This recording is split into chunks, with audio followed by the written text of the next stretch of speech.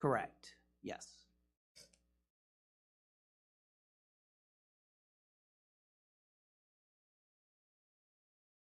My name is Earl Clements. I reside at 17389 North Shore Estates Road, which is the third cottage north of the county park. I received an email this past week from my neighbor Tom Cotter saying that that the Grand Haven Beach Association had submitted a letter to this body requesting that you look at putting speed bumps on the road on North Shore Estates. Now, I don't know if Grand Haven Beach Association, if their letter was for speed bumps south of the county park. I don't know that. I didn't see the letter. But certainly, I live north of the county park. There are 10 residents, 10 homes north of the county park before you reach Spring Lake border. And all 10 of us are definitely in favor of the city adding at least 2 or 3 speed bumps between where the top of the hill, which is where Spring Lake ends and we begin.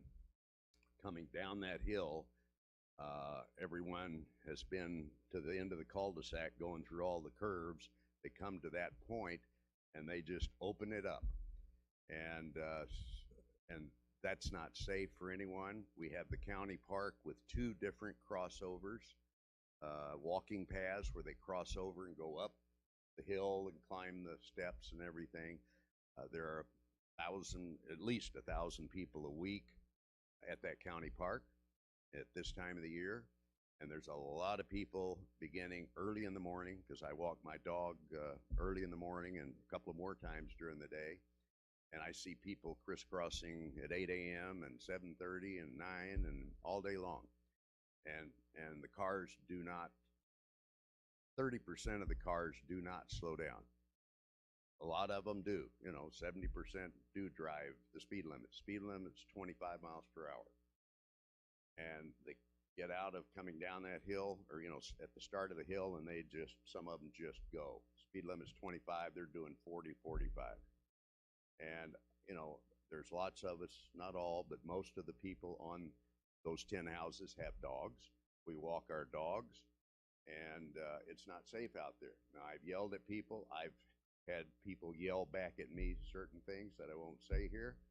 And I know some of the people, I've gotten in my car and followed them, when they were heading north, going up the hill. I mean, they speed up the hill, down the hill, because it's nothing but a straightaway.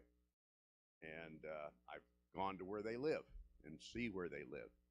And in some cases, I've talked to parents of some of the younger people. And they, of course, the parents, my kids wouldn't do that, whatever. But I would like to see at least 2, if not 3 speed bumps put strategically. One as you come into Ferrysburg from Spring Lake, maybe 100 feet or so in, that tells them right then that there's a speed bump. Another one maybe right before the park, and then one where the crosswalks are at the park. Was that not discussed? Did you get a letter from Grand Haven Beach Association? Okay. And that letter is probably for speed bumps going south. Well, we're where the problem is. We're where all the people are crossing the road. Yeah, there's people with dogs that walk south, no question. There's more houses south. I don't know if there's necessarily in in Ferrysburg more houses, but we have more people that cross that road, and it's a dangerous situation. What are the plans of this body for doing something there, or the thoughts? Could we take this up in perhaps a work session or have a study done? I have had opportunities to sit out there, and yes, I think there is a problem with some speeding traffic, and I've talked to perhaps I've talked to the county sheriff, on 3 occasions this year, and I talk to him every year. I've been there since 1958. So I've talked to the county sheriff 3 times this year on specific speeders. You know, I know the car, and they, oh yeah, we know that car, you know, that type of thing. But you know, they can just do so much. I've offered them to sit in my driveway because on one side is trees and you can't see them coming from the park. But anyway, we still have the speeders.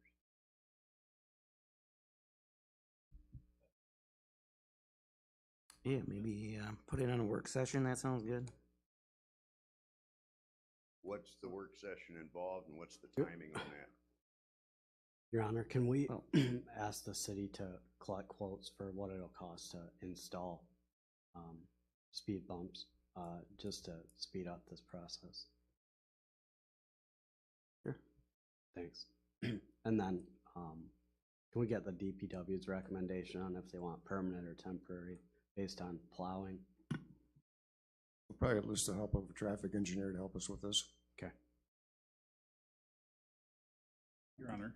Yeah. It sounds like the area that this gentleman is talking about is different than the area of the long straightaway from city of Ferrysburg into city of Grand Haven. Yes, Is that correct? he's I'm going. talking talking about about Ottawa city of Sands. Ferrysburg from Spring Lake. Okay, if you turn north at the county park, Which county park? North Shore. Okay, I not don't know Ottawa another Sands. county park. I'm Ottawa sorry. Sands. The beach. Ottawa Sands. Okay, if you turn north there, you've got, you know, Actually, not North Shore, it's North Shore Estates. North Shore Estates, yeah, it's Right. North Shore Beach. It's Not- North Shore Estates Road. Yes. You go to the Yes. fire barn, you go straight out, you turn north instead of going south, and that's where the problem is. I think there's issues all along that area, so if we could get a traffic study or traffic recommendation, Craig, with quotes for speed bumps, that'd be helpful. We'll get that information for North Shore Estates and North Shore Drive.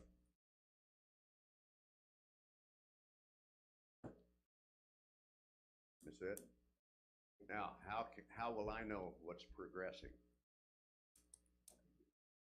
Thanks, Greg. Okay, thank you. All right, thanks. Yes, sir. Come on up.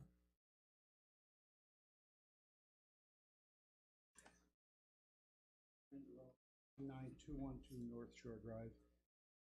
I'd like to give you a letter from one of our neighbors, a recent accident.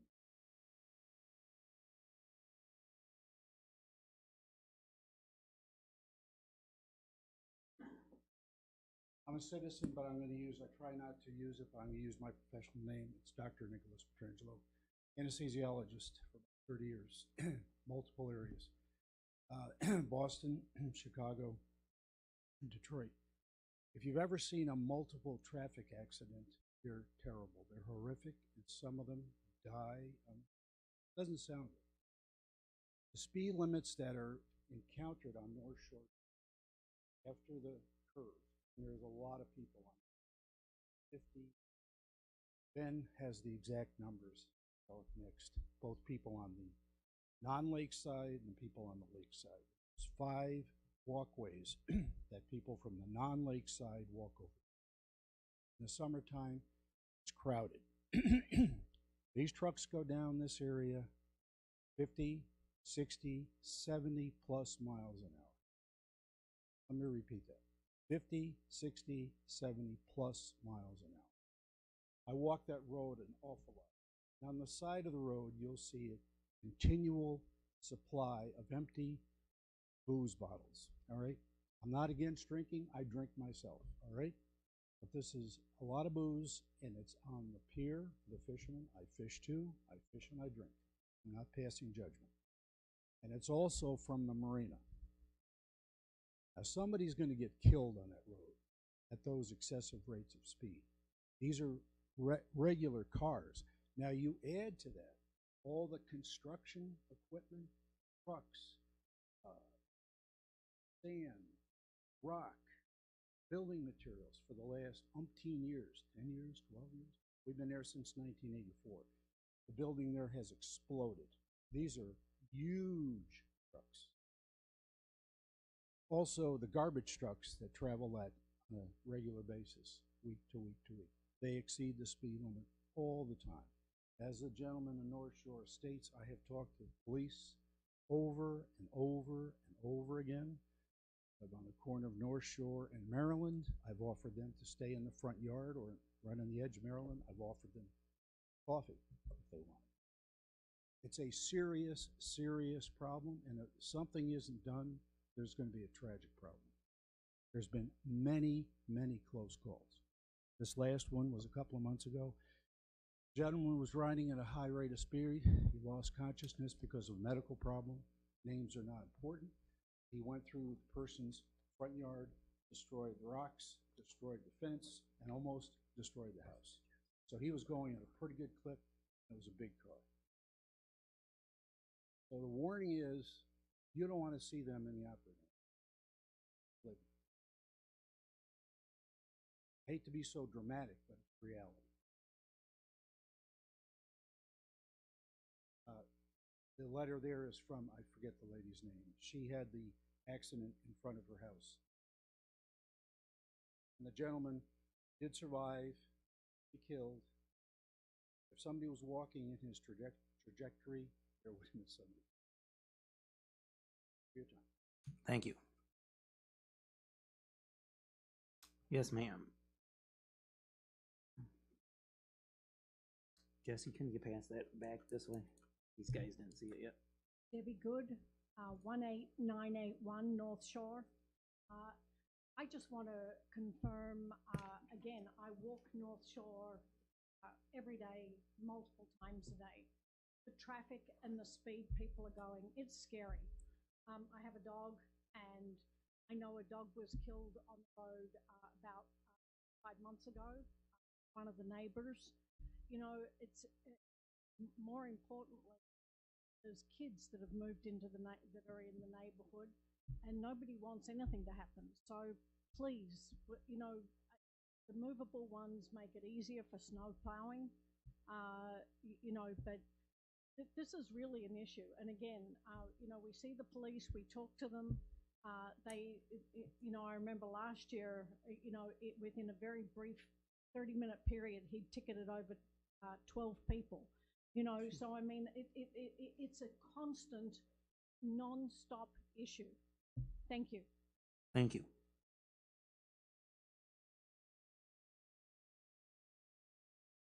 Oh, the guy, Greg, let's get the guy behind you there. Is that Mr. Ainsworth? Yeah. All right, come on up. And then we'll get you, Greg.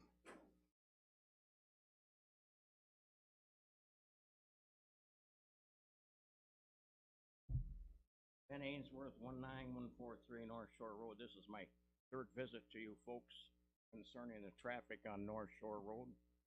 I thank those of you who answered my email. One man did not. 3 of you people indicated you were going to come out to my house. Nobody showed. Had they come July 8th on a Friday, 11 speeding cars versus 5 slow ones. 9th, Saturday, there's 15 speeding cars versus 1 slow one. Last Saturday, 2 days ago, 74 speeding cars, 14 slow ones. Scott asked me a while back about if there was anybody else out there concerned about the situation. Well, we've got folks tonight saying that, and you do have something in front of you from North Shore States, North Shore Park, North Shore Association meeting. 27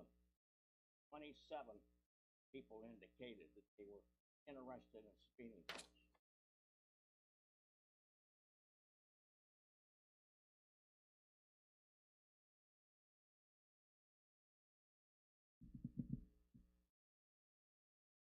My neighbor walks his dog every day, told me the situation is getting worse.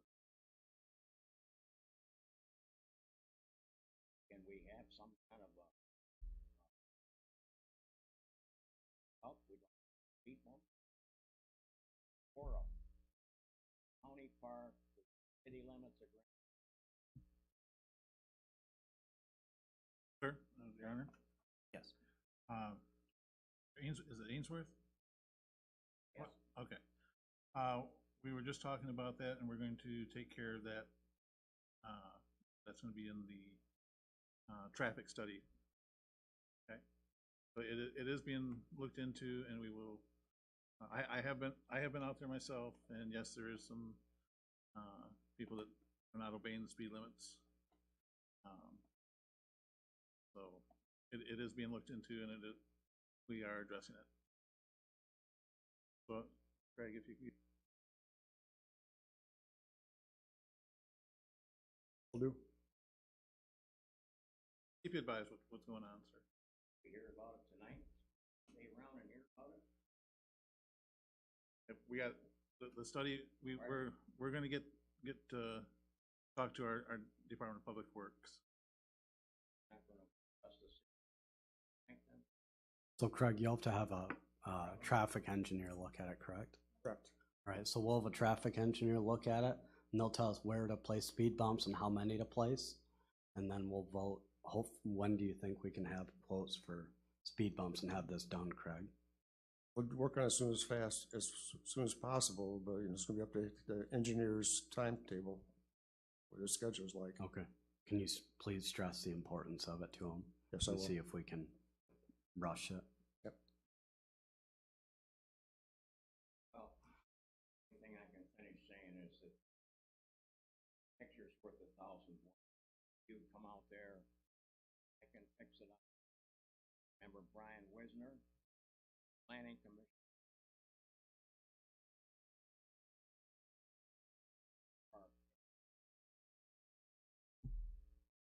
Radar reading. Just watch it go by. They're always 60, 50 exit.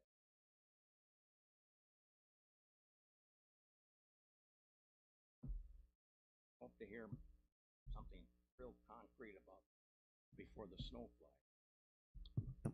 We'll get in touch with you and we'll keep you updated with everything. Thanks for coming in again. All right, Greg?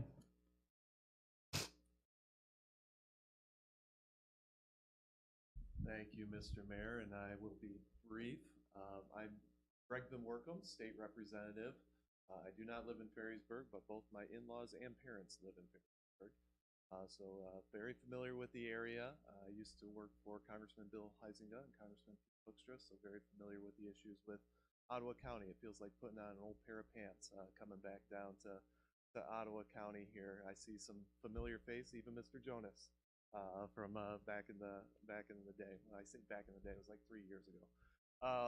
But I am State Representative Greg Van Workum. As you guys may know, the district lines have changed. Get around, put a name to the face, put a name to all the mailers that you're receiving, and sometimes you even see me on your doorstep. But we're putting some work in and looking forward, hopefully, to serve with you guys. My philosophy as a state rep is I put the communities first. I put the people first. I want to be your representative, help you with issues that occur, make sure that we're continuing to build our communities. There's a reason why we live here on the lake shore. There's a reason why I want my kids to remain here on the lake shore.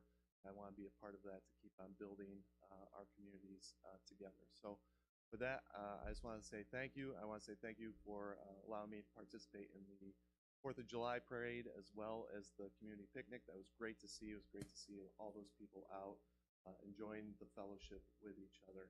But I do want to apologize. I do have another meeting to attend yet tonight, so that's why my remarks are quick and brief. So thank you very much, Mr. Mayor. Okay, thanks, Greg. Yes, Mr. DeWitt?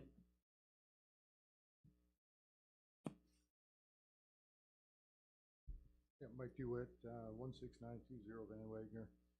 Remember when the bridge was closed and we had a stop sign on Van Wagner and the exit there? And we had people running that at 60 mile an hour? Craig asked the sergeant, particularly patrol it, wrote a couple hundred tickets. Amazingly, they started stopping. Maybe Craig should get a hold of the command sergeant or lieutenant or whoever's in charge now and make an emphasis on getting cruisers out there on North Shore Road. That's something you can do today, tonight, tomorrow, and at least address it to a point. It's not going to stop it all, but it will make a hell of a dent. You start writing tickets, and all of a sudden, people start obeying the stop sign. That's all I got. Thank you. All right, thanks. Any other public comment?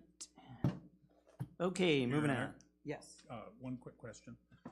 Craig, can't we contract with the sheriff's department to provide extra enforcement for particular areas? We could look into that, For sure. overtime or something? We could look into that. That would probably be a quicker solution than doing speed bumps, which are gonna take quite a while to get rolling. I don't know if we've ever done that before. We could look into it, though. Okay. Can we ask Ottawa County for extra enforcement out there in the meantime, Craig? Yes. Your Honor, I'd also like to make a motion regarding the agenda. I make a motion that we remove 7B, C, and D from the agenda.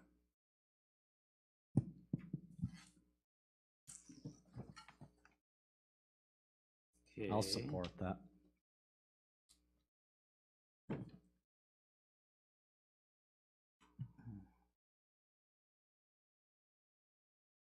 B, C, and D. So presentation planning commission applicants, you would like to remove those 3 items?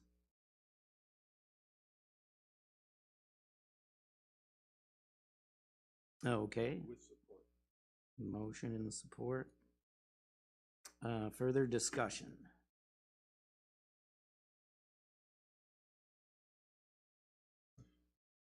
I believe that city council shouldn't consider another applicant until Jake Sturley has been given an opportunity to be voted on by council.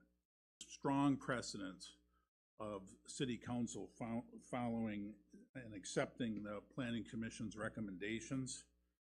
And this recommendation of Jake Sturley had unanimous support. And I certainly encourage the mayor to follow the process that has been followed for every other board and commission and appointment. I'm deeply concerned about the precedent, as the past chair, Roger Jonas, has spoke of, what's happening with planning commission recommendations and in terms of an erosion of support. And I'm just questioning as to what the big picture is.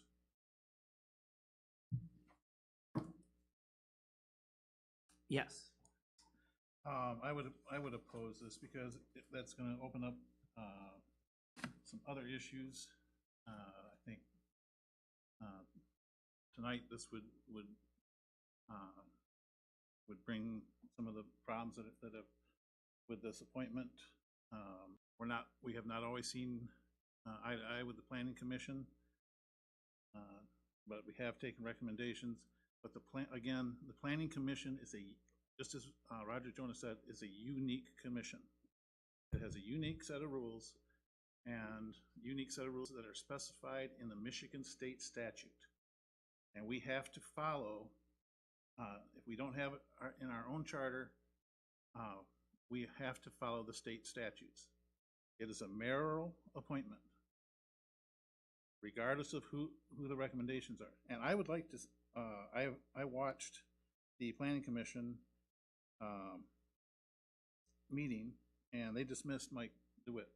They asked no questions,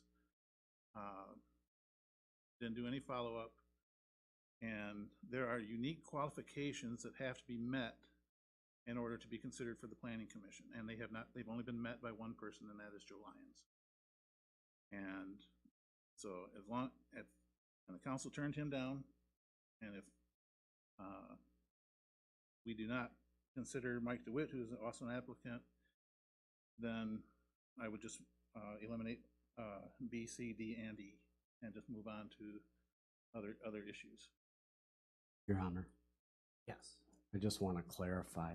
I was at the Planning Commission's last meeting, and Mike left prior to when his presentation was scheduled. I think there was some confusion there. And I am curious to know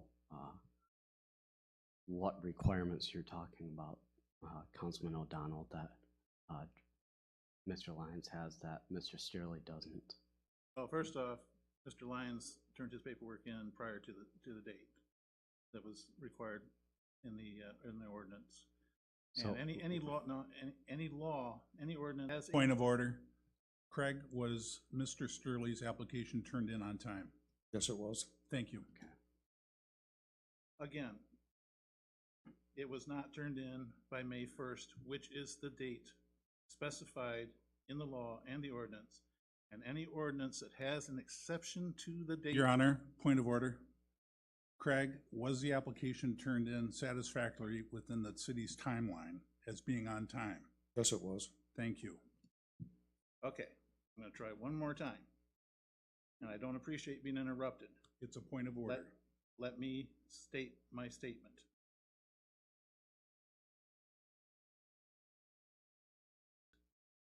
Any ordinance that has, or any law that has an exception to the date or time limit, if it is acceptable, it will state in the law that if the date is on a weekend, a holiday, a legal holiday, then the next day is acceptable. It does not state that in either the public act, state public act, or the city ordinance. The other thing is the qualifications are, one of the qualifications is you have to be an impartial person. And the if we're going to make an exception, there are people that have applied. I've got some questions I'd like clarified by the Jake's. I don't believe Jake's here. Okay, I do have some questions. Mr. Steerley sent us an email saying he wouldn't be able to attend. Should be in your inbox. Okay. But before I would vote on it, I need some answers to some questions from him. There needs to be, this is the only council, or the only commission that has a state statute attached to it. That's how important this commission is. You also have to have an experience and some type of qualification, some skill or something to bring to the board. That's what we have to look for. In the past, we filled it just because we had open spots. We didn't necessarily go according to the rules, but we do have the opportunity to do that now, and I think we need to do it right. Councilman O'Donnell, what you're saying is we've never required any certifications or requirements in the past, and now at this point we're gonna do it. What qualifications do the current board members have? I don't know all the current board members and what their qualifications are. But I do But know. you voted for many of them. Yes. I will admit I voted for many of them. Your Honor, this is not even relevant to the motion on the table. Yeah, who's qualified and not qualified. The motion on the table is to eliminate portions of the agenda, and I think we should stick to that. Not get sidetracked here.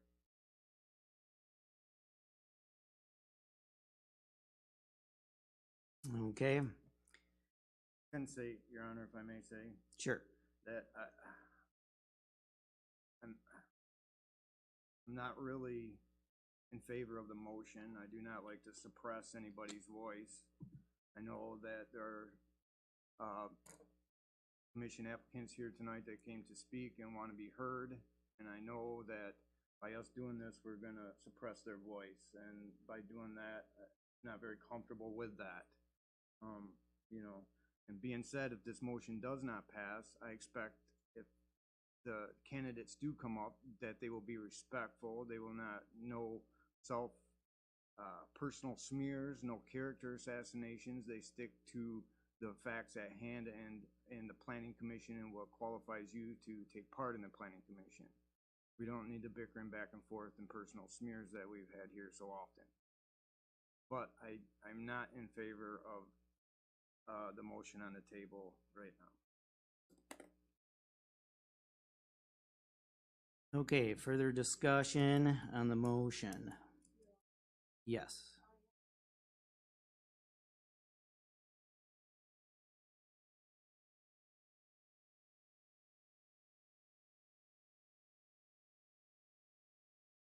No one should hold a position in both the Planning Commission and the Zoning Board.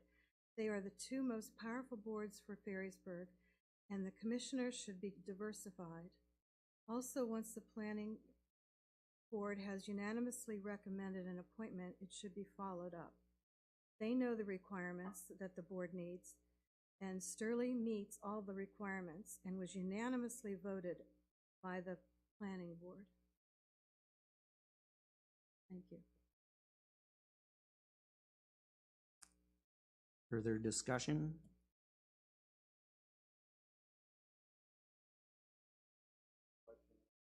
Yeah.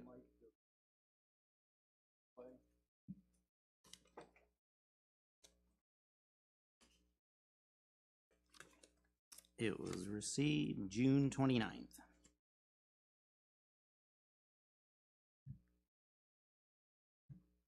Your Honor, Yes. June 29th, when was the deadline?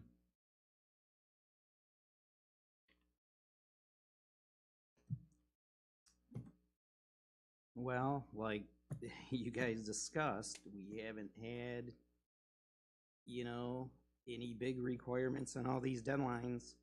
The city accepted Mr. Sturley's application on May 2nd, which is, it's up to the city to accept it, okay.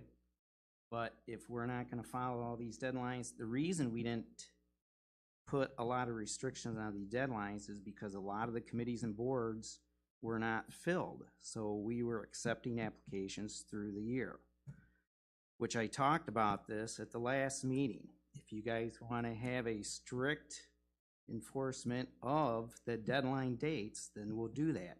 If you want to make it flexible, then we'll do that. I mentioned that at the last meeting, so you guys think about that. Do we want to make the deadline? If a board doesn't, or if it has multiple applicants, how do you decipher which applicants are going to be, you know, taken? What's the fair process? Is it the first application in, then the second one, then the third one in? What's the most fair way? And the Planning Commission and a lot of these other boards and committees, it is recommendations to the appointments. Your Honor, And yes. I didn't mean to cut you off. Craig, in terms of Jake Sturley, were there extenuating circumstances? And in terms of Mike DeWitt's applications, were there extenuating circumstances in the city's eyes? No, there was no extenuating circumstances. We published, the May 1st is not a state law or ordinance or anything like that. It's an arbitrary date that the city chooses to put in an ad to advertise for openings on the boards and commissions. We selected May 1st. In hindsight, we should have selected May 2nd because May 1st was a Sunday.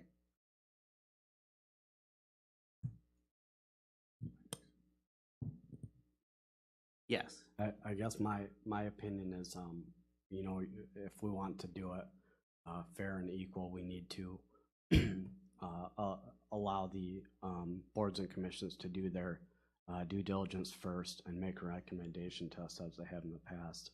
And then, you know, I'm okay having questions for these boards and commissions, but I think we owe the public taxpayers an explanation, a very valid explanation if we're going to disagree with a board that, as we've identified already, is very specialized.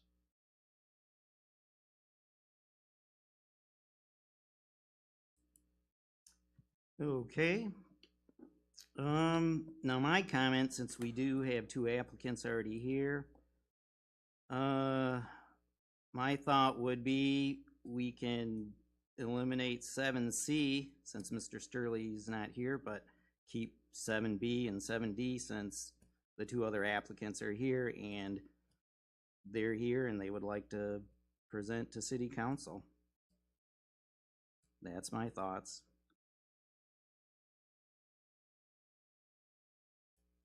Any further discussion on this? There's a motion support before we go to a roll call vote.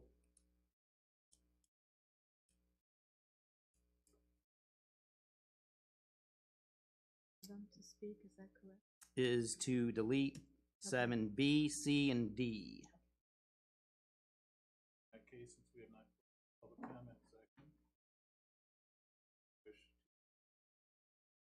comment during. So,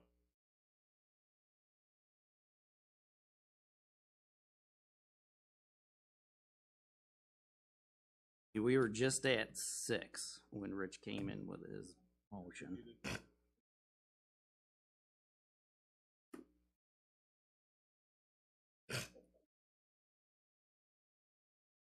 Okay, so this is we have a motion support to remove 7B, C, and D. So let's do a roll call vote, please. Councilmember Sias, No. Councilmember Carlson, Yes. Councilmember Murdoch, Yes. Councilmember Montgomery, Yes. Councilmember O'Donnell, no. Councilmember Kate, No. Mayor Blease, No. motion failed. Okay, 6A, approve the June 20th, 2022 City Council meeting minutes as printed. Should be 6B, discussion, take action if appropriate to approve the mayor's proclamation designating October 12th, 2022 as Business Recognition Day. Your Honor, Yes. I move to approve the consent agenda, A and B. Support. Motion support, further discussion? Hearing none, all in favor say aye. Aye. Aye. All opposed? All right. Number 7, new business. A, presentation, Ryan Cotton. Community Energy Plan for BLP Service Area Residents. Thank you, Mr. Mayor, members of the City Council. My name is Ryan Cotton. I live at 515 Park Avenue. I am maybe familiar to some of you. I know half of the mayors on the wall. I was city manager of Grand Haven and then village manager of Spring Lake, and I left about 10 years ago to be manager of the City of Holland, where we got very active in something called the Community Energy Plan. Being retired, I feel compelled to share some of this information with all the BLP service area communities, as do some of my colleagues. And we've been meeting with BLP and especially General Manager Walters and Molyneux and some other staff there. So tonight, we'd like to take a few minutes. I have 2 videos embedded to show you what kinds of things are possible for you and for the residents of Ferrysburg. So to begin, we have tonight here Nancy O'Neill, who's a member of the task force, and also Patty Nelson Blome, a former resident of North Bank. So I'm going to turn it over to Patty for a few minutes, and then I'll be back up here.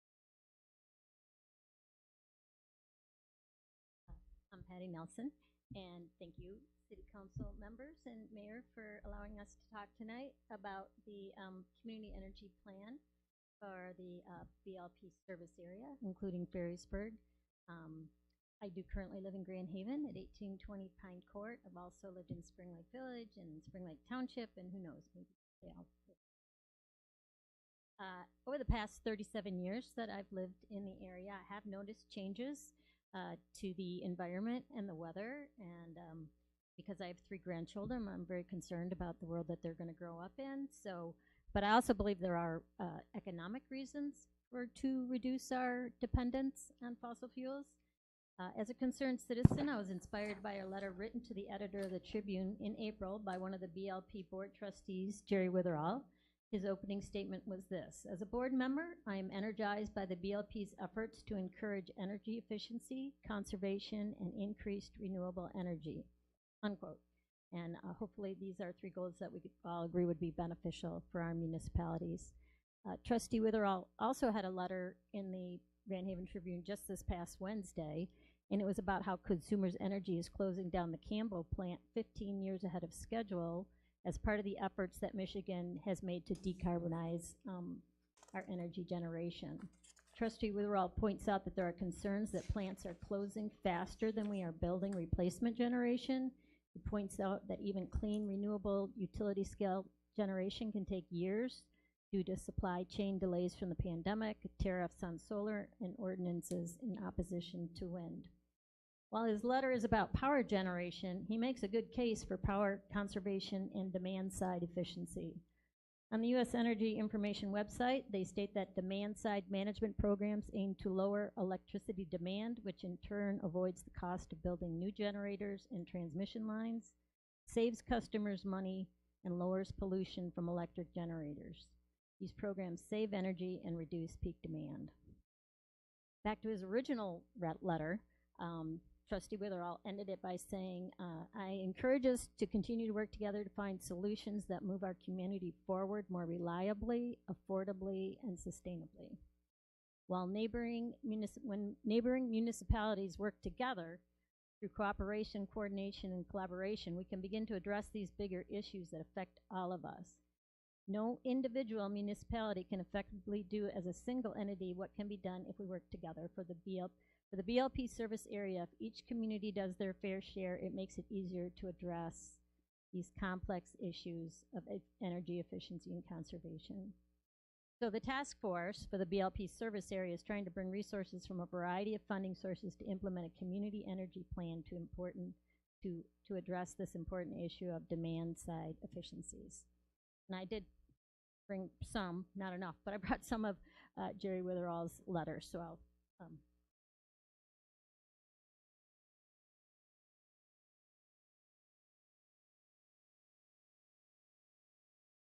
Thank you, Patty. If you're like me, some of these terms might not make a lot of sense, but having been in Holland for the years that I was, the videos I show, hopefully it'll make more sense. But the cheapest watt is the watt that you don't use. And that's the point. It's something that the Board of Light and Power is actually very supportive of, efficiencies in terms of energy consumption. And so we're working in tandem to make this possible. And hopefully tonight, you'll have something to think about in terms of whether you want to be part of that. I first spoke to Craig about this in April, and we've been speaking to the other communities to date and want to bring you into the widening circle. So what are community energy plans? It's a little bit of science plus a lot of bit of grassroots discussion. Science comes in determining a carbon footprint. Where have we been? Well, with decommissioning a coal-burning power plant, we're actually a lot better off than we were from a carbon standpoint before that. Yet there's opportunities, always opportunities for improvement. It also allows, through grassroots facilitation, feedback to the elected bodies, greater efficiencies and strategies for those efficiencies. For example, home energy retrofits, we found, can save 53% of your utility bill. And I'll cover that more in a bit, as well as the developing strategies for implementation, one of which is called on-bill financing. Michigan did not have a law that allowed that. I'm going to explain what that is in a minute. We do now. We were one of 20 some community states that did not. Governor Schneider signed that law, and that now enables on-bill financing for home energy retrofits. So I want to tell you a little bit about the community energy plan. This is, I'm going to stop this video after about 3 minutes, and we have a second video that tells you about the on-bill financing, which is really the return on investment for anyone who participates. So I'm not sure I can, I don't think I can do anything with that from this. A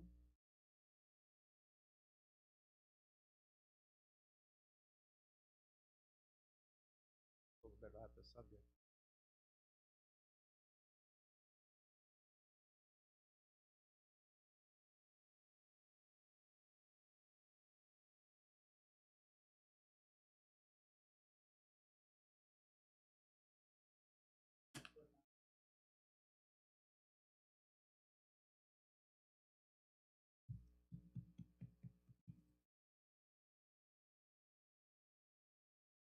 Continue on with my presentation. The way the communication works here, it doesn't work like it did in Spring Lake Township or at home.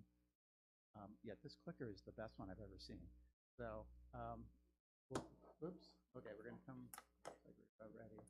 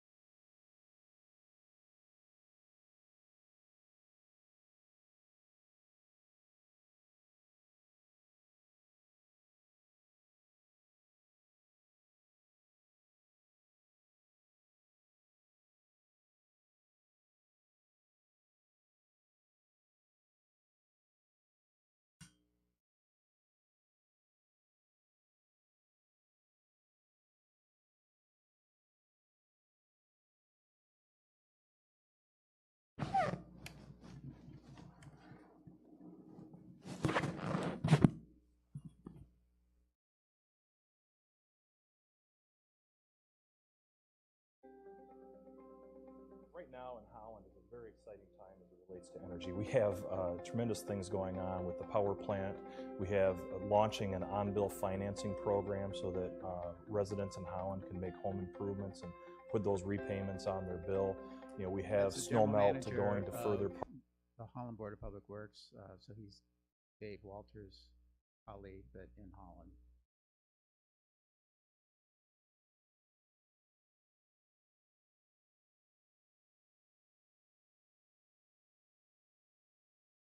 While they're working on this, I'll tell you what the ask is going to be.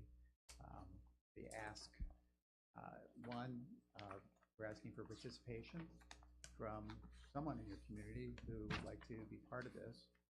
Secondly, are some financial resources. I mentioned there's some science to the carbon footprint. There's also facilitation that's needed. And we're going to all of the institutions, the 2 community foundations that are key. The Board of Light parts of the city and possibly being able to be used. The city of Grand Haven has put a placeholder of $25,000 forward. Spring Lake Township is considering that, and we're here tonight, and we'll be going to the city of Ferrysburg as well. Excuse me, Grand Haven Township as well.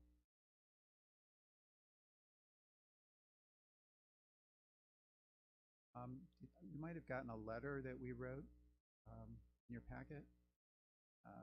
And if you get those electronically, or you can type in the address, you'll be able to see this at home. Of course, you'll be spending a lot of time here, so maybe you won't have time at home if this doesn't work tonight. So let me tell you just a little bit more about it. The city of Holland, I can't advance, has a carbon footprint goal. 24 tons per capita is what they were at, and after the conclusion of the energy plan, they decided they needed to decrease that to 10 metric tons per capita. So that's quite a difference. They're now at 19. So they're making progress towards that goal. So that's one step that's important for the community energy plan, is to determine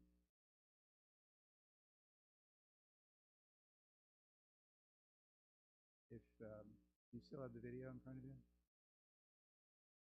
Okay. Well, I'll just do my best to convey the information. I think if you open the link there, where you had it, you right-click.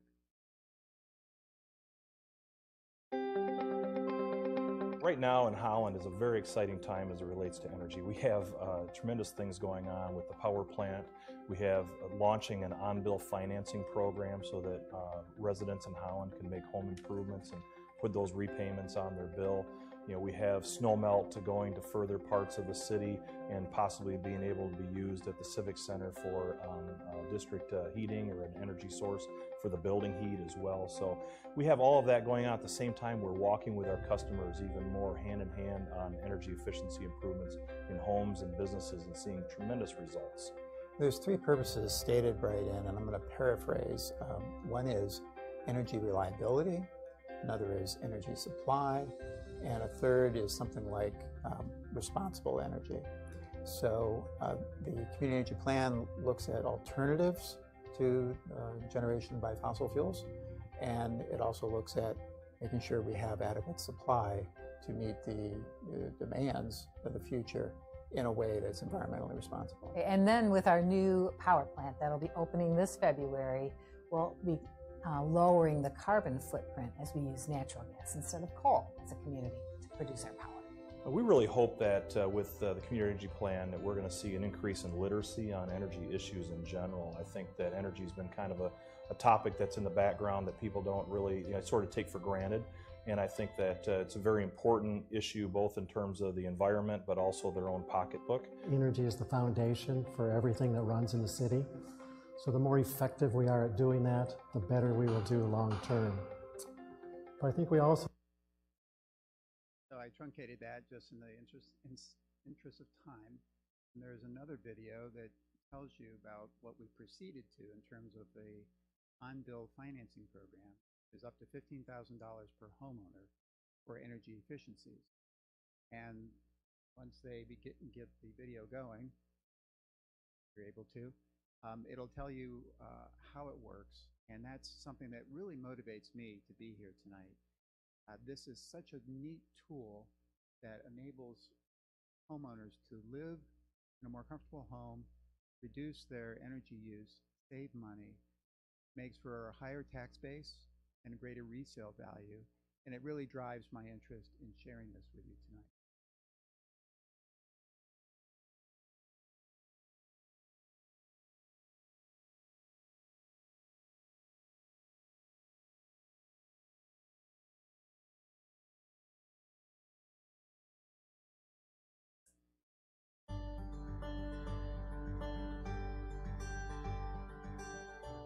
One of the key goals coming out of the community energy plan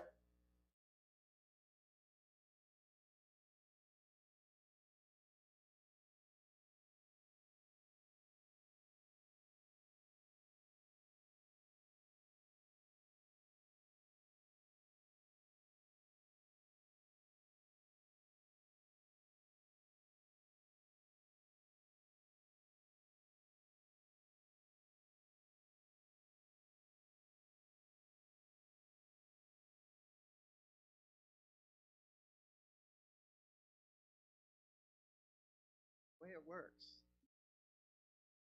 is around $100 a month is a rough average for a homeowner to spend throughout the course of the year on energy associated with gas and electricity. So if, as is proven, I've done it to my homes and proved it, you can reduce the use of that energy by up to 53%. The on-bill financing allows you to take that savings and then pay back the $15,000 for those who can't afford it. Some can, and that's great. They'll just save energy or save money right away. Others need those resources, and they can then use this to pay back their asset. Okay, now if you click.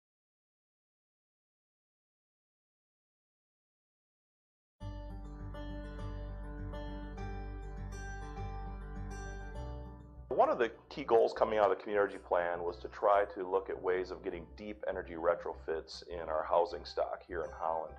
And in looking at that, we identified that one of the ways that we might be able to help enable that for our customers would be to try to find a loan program that would be one-stop shopping, essentially, where they could do the energy retrofit and place the loan right on their electric bill so they could actually repay it over time. That's called on-bill financing.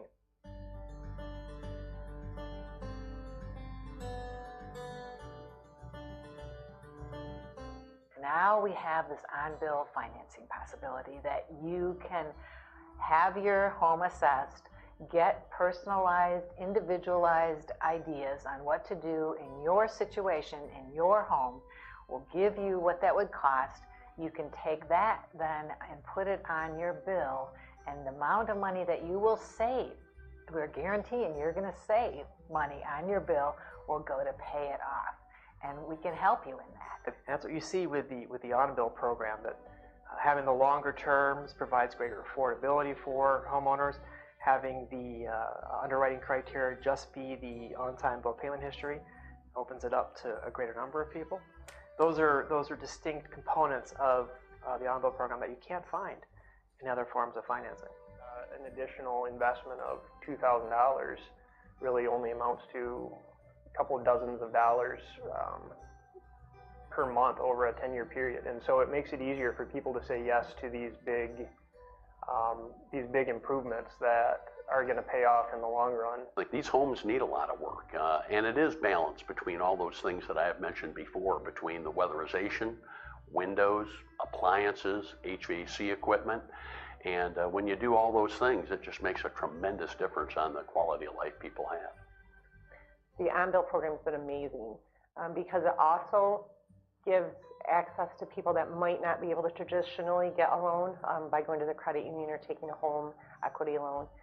It gives them different options in being able to do a full project. So instead of just doing the bare minimum to make their house just a little bit better, they're able to do the full project, do everything that needs to be done, and then be able to see the benefits of it, all while being really reasonable for the financing and being simple for them to do and simple for them to have access to. Certainly having it on my bill and not have to worry about it is a positive, but also the fact that when the house is sold, if the house gets sold, that payment goes with the house. I expect my electricity bill will probably go down, even though I'm using it more with the heat pump, and my summer cooling costs will go down a lot. And so I think it really opens the door to a lot of people that, one, wouldn't do it at all, and two, certainly wouldn't go as deep and do as many things to make their home efficient, safer, and more comfortable. What I get excited about is our studies indicate that we have the potential to improve the overall energy efficiency of our housing stock by 50%. If we are able to reach that goal, we then have the opportunity. Make that a little shorter also, so I can get to what the results were. Thank you very much. So this just shows you what a carbon footprint goal could be. Is where they wanted to end up. I'll just leave it there. Then they revised their plans in Holland to go to 10 carbon footprint, 30. So where we end up depends on the study and what people want to do and you as elected officials. These are all the dozen and more places where you lose energy in a home that could be addressed in the program. And here's the outcomes. Maybe you can't fuzzy, but 275 homes have been improved through the on-bill financing, and another 56 there have done the retrofits without the grant. I was one of those 56. I didn't want to, advantage myself from this. But, so that's 325, and that is related to $4.1 million of total investment, which obviously improves the tax base on top of resale value. So there's an energy score. The average went from 4 on a scale of 1 to 10 to 7, and leakage reduction of 53%, and on-bill financing by about half. So it's an amazing reason that it seems to me all utilities like DLP should make available to their communities, and that's why we're working with you. So the service area involves all of the 4 communities, so we're talking to each one. Funding is needed once again for the carbon data collection, patient coordination, and strategy formulation. Cheapest watt is one. So ideally, we want to save money up front. So, expenditures associated with carbon determination systems. This has not been out. 180,000 Holland. It's less now. These are rough numbers based on discussions. I'm confident it'll be actually lower than that. The revenues need to come from the area communities, foundations, and related institutions. These are some target numbers. So we're asking the communities to consider budgeting placeholders, 1,000. placeholder because it hasn't spent until if and everyone's in this together, right? We're still building the coalition of communities that want to be involved. And as I said, Grand Haven went forward, but we're still working. So what's the return on investment? If an average homeowner can save $100 a month, and you multiply that over a year, $600 over the course of a year, at 50, if they spend $100, that's $636,000 per year if 1,000 homes do it, and there's more than that.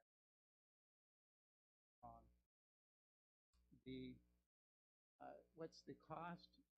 We think around $7,500.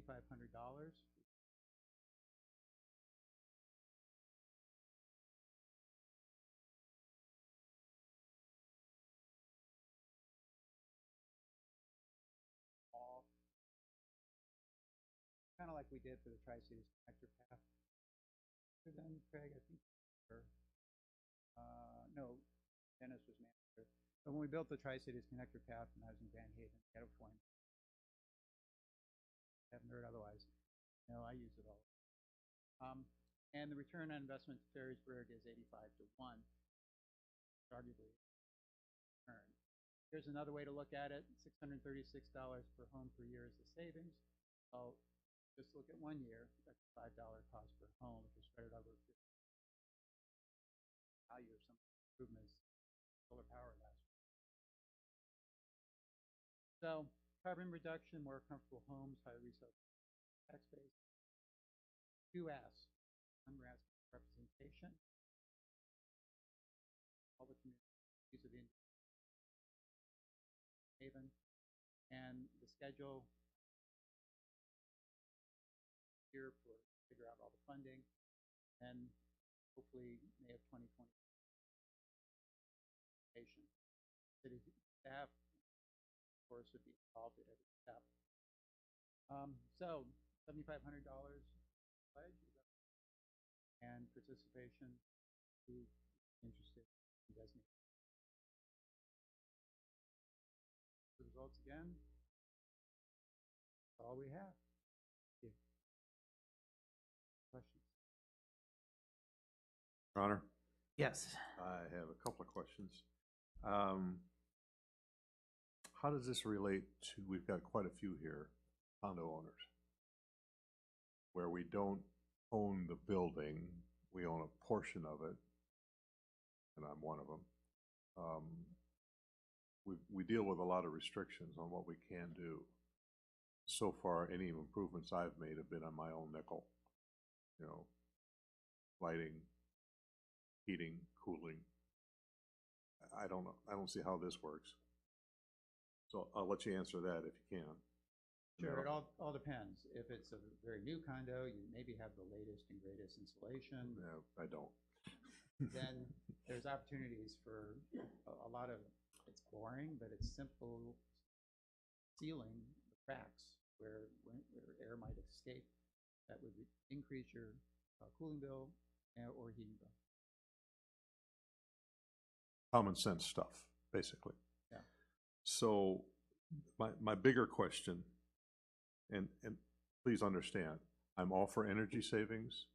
I want to see reductions in carbon footprints, even though I don't sometimes think it's realistic. My biggest question is, yeah, I want to see all that stuff happen, but why does government at any level have to get involved? Why can't it be between the utilities and the consumers? Great question. The way I can answer that is David Walters, who represents the utility, is embracing the work that we're wanting to work together on. And he sees that. I'm putting words in his mouth, so if you see him, ask him yourself. But what he's told me is this will enhance the communication efforts that we've already been working on making by simply being part of the grassroots effort. That's different than someone telling you what to do. If your community is getting involved and wanting this to occur, there's just going to be greater implementation, and that helps the utility. Yes. Are there a number of costs that you're not showing there that are being paid for by the state and the federal government? I.e., if I take a look at a coal burning plant built here in the United States, like the one we just tore down here in Grand Haven, that was running quite cleanly compared to everything else around the world, and compare that to the energy costs and the subsidies to put up wind generation equipment, what's our best move? And are there a lot of costs there that are being underwritten through deficit spending in the federal government and the state government? Thank you for that question. And the best answer I can give you is that is not what we are about. It was mentioned in terms of the case of Holland because they were decommissioning their coal plant and trying to figure out what to do. That's all been done here. The coal plant's gone. The BLP has this long-range forecast. That's supply side, and this is not anything to do with that. This is all about the demand side, reducing our demand for energy. Okay. So there are people who can answer those questions. I'm not one.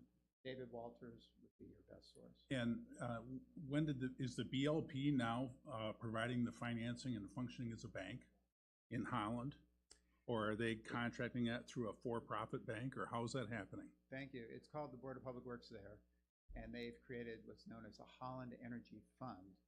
That fund is something they contribute to through the, here I think it's a small percentage that goes to the city of Grand Haven. There's a small portion of that same small percentage in Holland that is designated by everyone agreeing, elected officials, everyone agrees, to go into a Holland Energy Fund for the purpose of supporting this on-bill program. So not paying for it, but providing, I think you might have seen on the chart, there's an incentive. And I think it was $2,000 to begin. I think it's $1,000 now. So you might do a $15,000 energy improvement, but there's incentive that comes from this fund.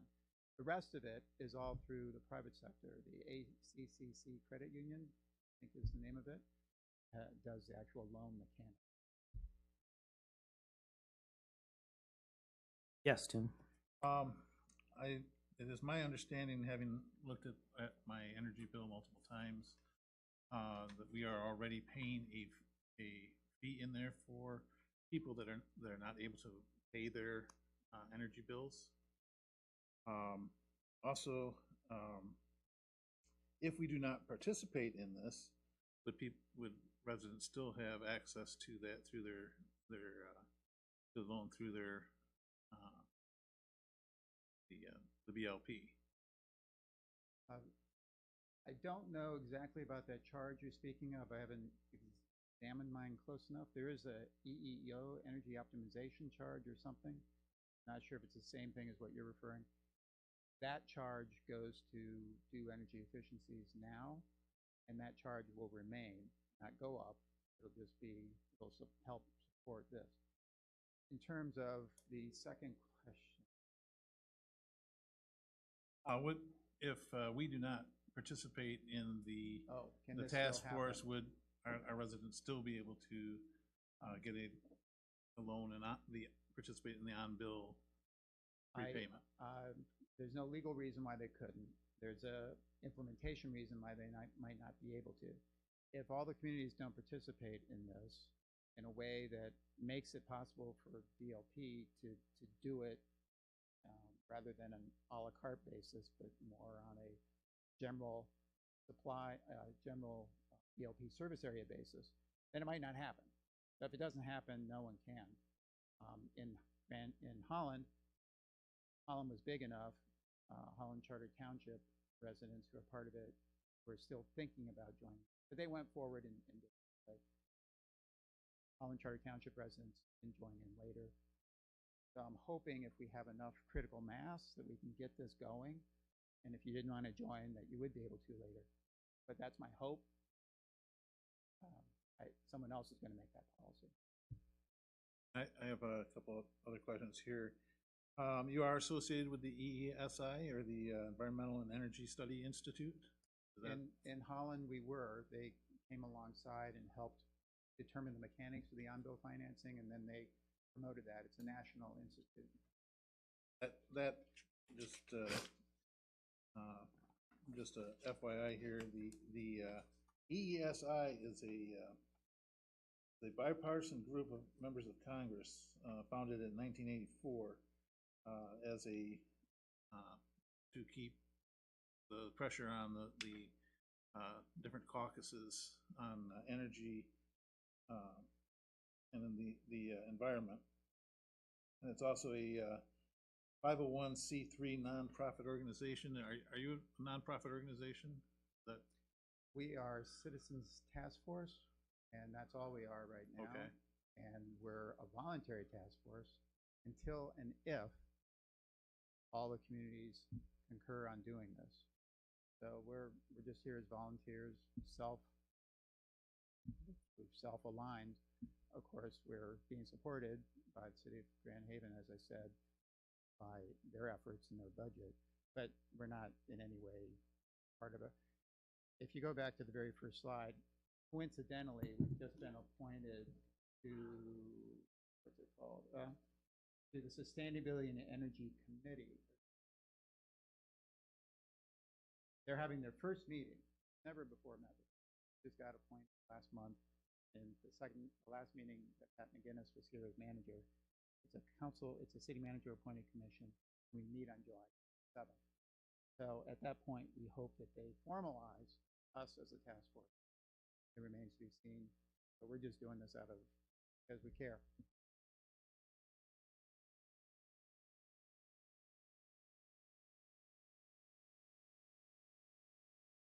I am all for energy conservation. I done a lot to my house, reduced my bills greatly because of all the stuff, energy improvements I've done to it. Again, like Council Member Cates stated, I don't believe it is the responsibility of the local government or the state or federal government to come in and spend taxpayer dollars on this. This is something that individuals should become involved in.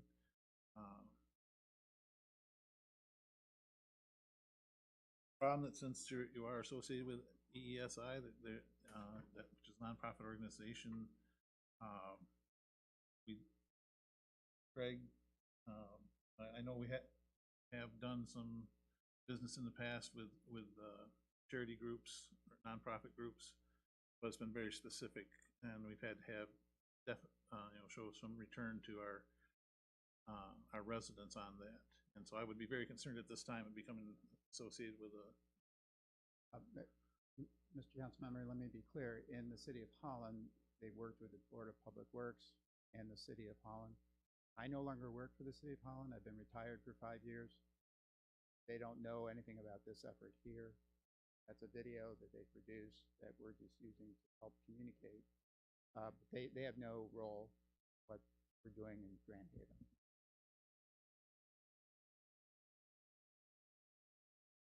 Any other questions, Ryan? You guys? Your Will? Honor, I have one. What is your ask other than the 75 or whatever $100 that it comes to?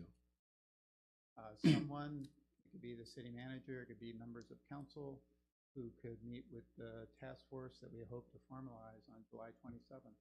And what is the expectation of that task force? Just fundraising or? No, I write grants also, in my part-time, so that's no issue. And we'll be doing that. It's just to be a representative of the city of Ferrysburg to say, hey, our comfort level is more like this or more like that. So at the end of the day, the process, you and your commissioners, council members, community is going to be even more satisfied than if we didn't have that input. I do have one question, Ryan. So if let's say we contribute that $7,500, are we eligible for grant funding to replace that $7,500? Great idea. I like the way you think. Crap, that's a no. We hope we can get that through the ARPA funds that the county commission is talking about using. You might have seen the newspaper article. The 4-letter word hope, it's a great word, but I can't guarantee it. We are going to apply for those funds, and we would hope that some of that would happen. some or all of it, but probably more like some, because everyone likes collaborators. Usually gets a free ride, but we'd like to reduce that.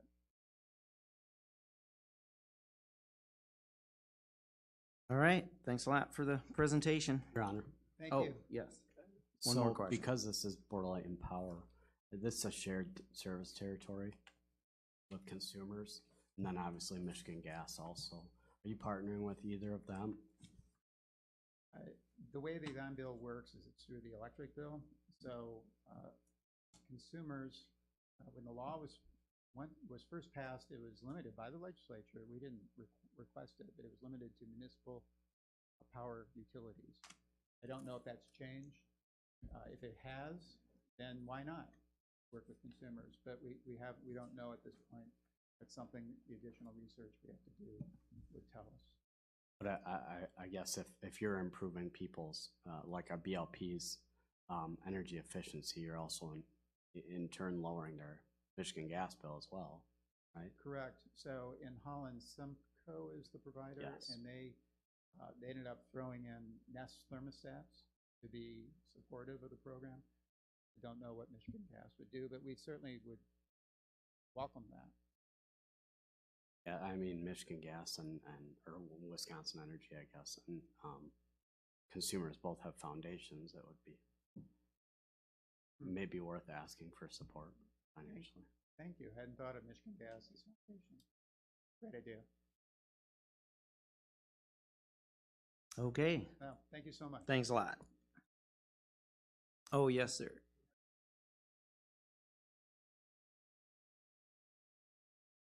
At public comment, you can.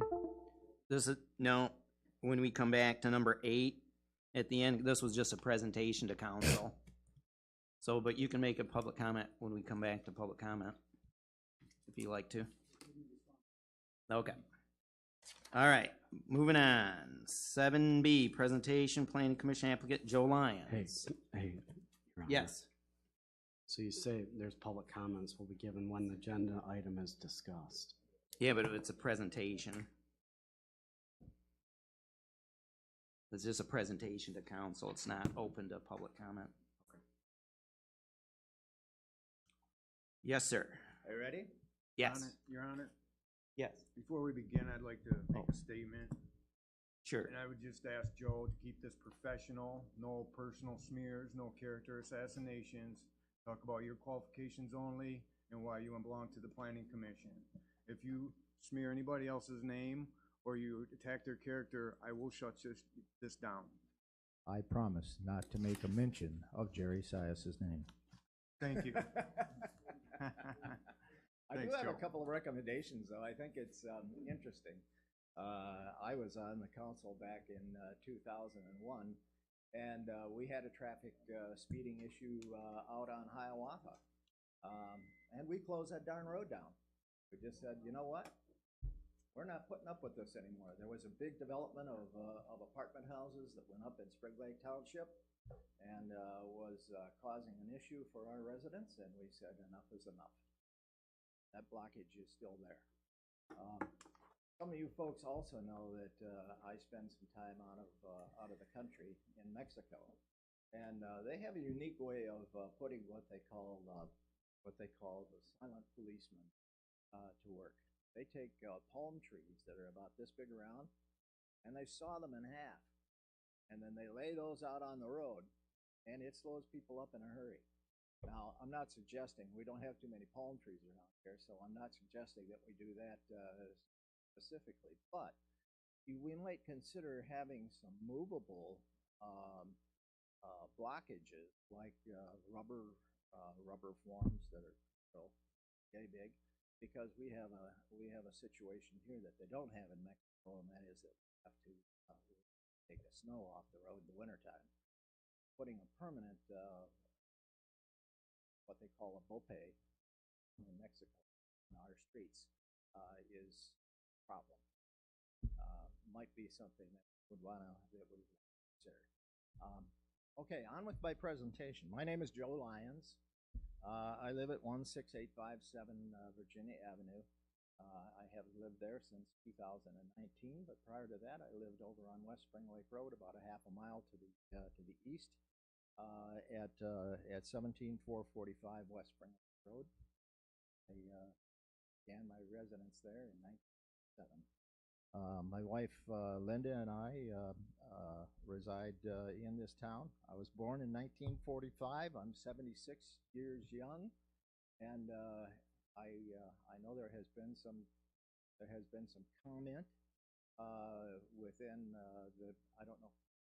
Pardon me. I don't know if it was in the council or if it was at the planning commission that age is an issue. I want to remind all you guys that age is not an issue in this country. Us active older gentlemen and ladies have an opportunity to service our communities. I'm semi-retired. I'm presently in business, the president of New Tech Marketing, which is an LLC that I use as cover organization for my business of antiques and various other related products that I market. Prior to that, or starting in my career in 1967, after graduating from Iowa State University in agriculture, I was a farm boy from down in north central Illinois as a kid, and so I kind of pursued that days. Once I got out of school, I quickly realized that farming was a lot more work than I ever wanted to do. So I decided that I would pursue another course. I was just so lucky to find a company in Peru, Illinois, by the name of American Nickeloid Company that allowed me to work for them for 16 years as a salesman. Fortunately, I was quite successful with that company. And in 1983, not seeing the opportunities that I thought might be available to me, I left that company and formed my own company called LLG Associates. And I was the president of that company from 1983 to 1993, when we were, I guess I would say we were awarded what they call the second worst thing you can do as a sales agent. First thing is you didn't sell enough, and the second thing is you sold too darn much. And so the company, the primary company that we were representing, a company by the name of Material Sciences, for Village Element, decided to buy us out. They did, and offered myself and one other gentleman employment with that company. So through all that 43 years of experience in business, we came upon development of a number of unique products for the Material Sciences Corporation, particularly a product for automotive trim. You may recall when automotive went from bright chrome finishes to dark finishes to black finishes. I was directly responsible for the development of a product that substituted or replaced the stainless steel trim. We also did an awful lot of work in the building products industry. My company was responsible for developing a product that was run in a coil coating operation that you could stamp a door. These doors don't have much character, but doors with stiles and rails were the request in of the time. And so we came up with a way to make a flat piece of steel on a coating line at about 150 to 200 feet a minute that could be stamped subsequently as the skin of a door and still had vertical and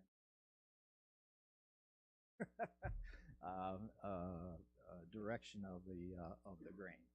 So I guess what I'm trying to say to you folks is that I am qualified from a business standpoint, from having run my own business, from having worked for companies, from having developed products that just my own personal development. I was handling about 25 million worth of sales for the company. Resigned back in 2010. I'm a church-going guy. Belong to the Spring Lake Christian Reform Church over on Lake Street in Spring Lake, and I'm an elder there. Give that award to guys with white hair. And so I thought you'd be interested in knowing that, those kind of things too. So why am I involved? Why am I interested? How many of you guys lived in this town 20 years? Anybody recall the recall that was done in 2002?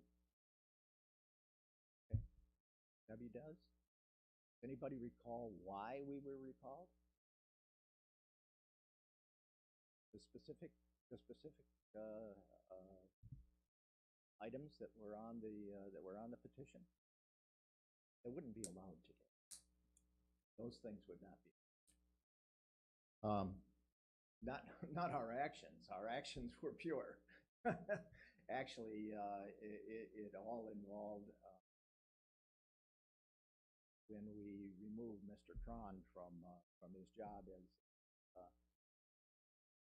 city manager. Carl Erickson, for all you folks know, and I met with an attorney, a third party, in order to develop an exit package for Mr. Cron, and to the tune, by the way, of about $90,000 back in 2001, which was a pretty nice exit package. Otherwise, we probably would not have taken care of him. Did a great job for this. Few issues, and decided that it was time to change. I think it's been to the betterment of this community that we did so. And it bothers me sometimes because there have been people that in this community, actually ex-councilmen, who have said that I'm not qualified to do a dang thing for this city because I was recalled. Well, doggone it, I was recalled. And I'm proud of the fact that the things that created that recall involved me, because I think it made this city a better city. Okay, what am I doing now? I'm on your ZBA. And I take that job seriously. I go out to nearly every, unless they're just slam dunk issues, I go out, I talk to the people, I go out, I look to see what the issues are, and Rich, you know that.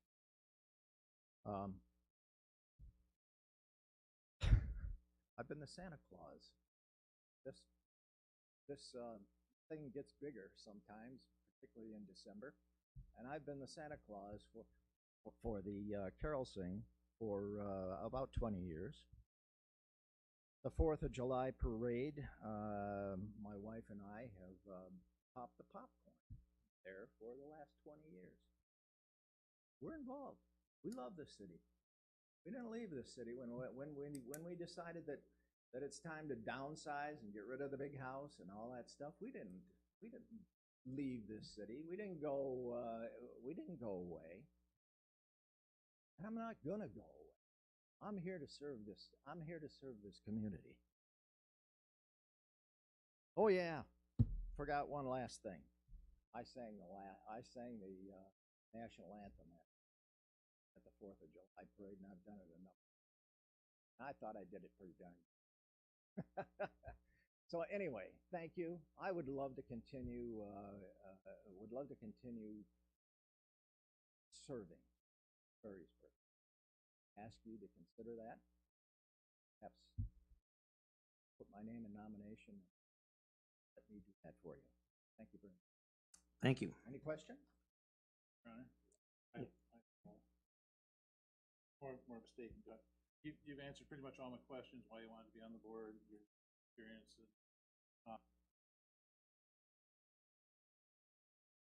Farmer at one time. I was. And as a kid. That even as a kid, so you're familiar with our agricultural aspects, needs, the community, and that is one of the skills that is specified as being suggested that they have that on the planning commission. That's an important skill. So I want to thank you for applying. Thank you for your service to on the other boards, and that's all the questions I have. Honor. Anyone else? Yes, sir. Yeah. I'm from Rockford, Illinois. Sure. So I know Peru and Elk Grove yeah. Village certainly, so I'm a little bit familiar with I that. came from Granville. Yeah, my only question, and I will ask this of any candidate for this job, is about availability. Barring illness or emergencies, are you available for all the regular scheduled meetings? I can arrange for probably everyone, but maybe February. And we typically spend January, February, and March down in Zihuatanejo, Mexico. I would make sure that I was here for the January meeting and would do everything I could to be back here for the March meeting. Thank you. Thank you. Anybody else? I'd just like to thank you for your continued service to the city. You've, your past has no reflection into this meeting this evening. You've been an outstanding citizen, and you've been helpful in many ways to the city. You always give. You're at all the functions, the Coast Guard and the sing-alongs. So I'd just like to thank you for that, and hope you continue no matter how things end up this evening. So thank you, Joe. Okay. C, Mr. Sturley's not here tonight, so moving to D, presentation planning commission applicant, Mike DeWitt.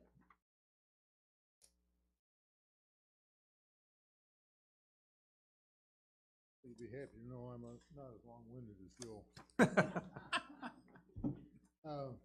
I've been on Construction Board of Appeals for 20 years, ZBA 12, Council 10, Harbor Transit, basically all the boards. Other than Kitchell Lindquist, I never on that.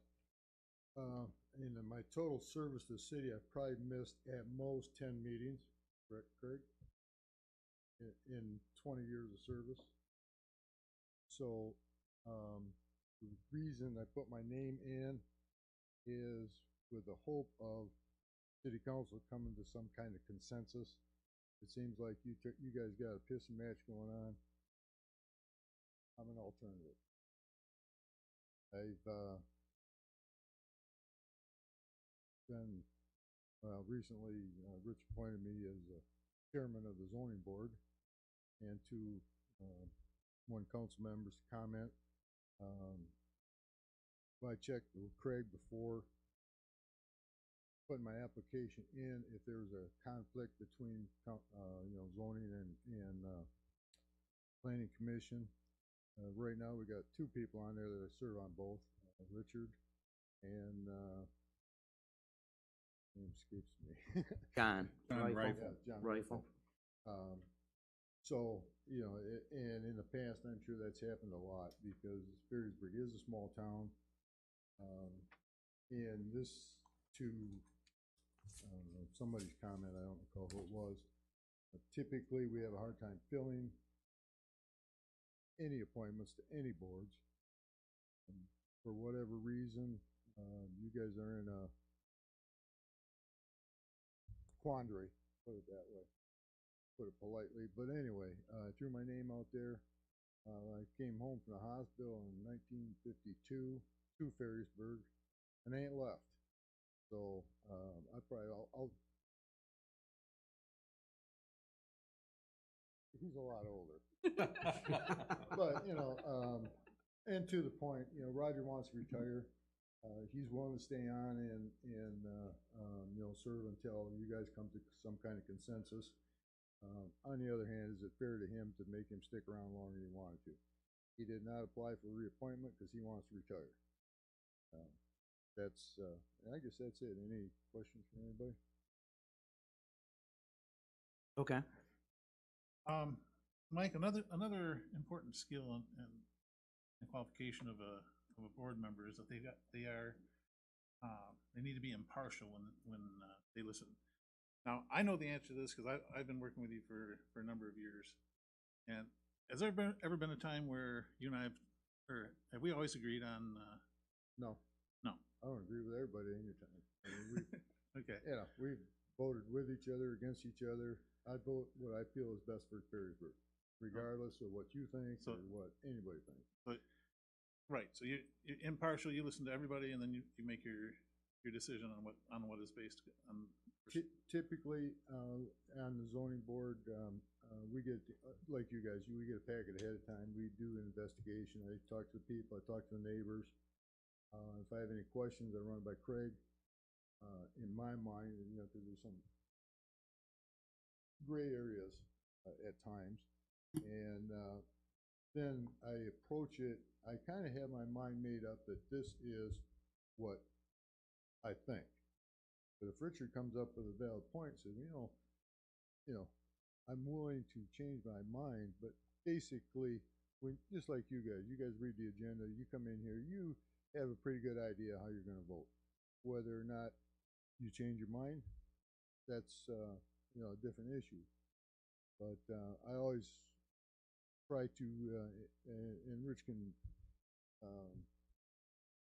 attest to this, at the zoning boards, I try to be considerate, fair. We try to work as much as we can with the people involved to appease their request within the context of supplying the city with, proper management of the zoning. There are issues where basically zoning runs pretty smooth.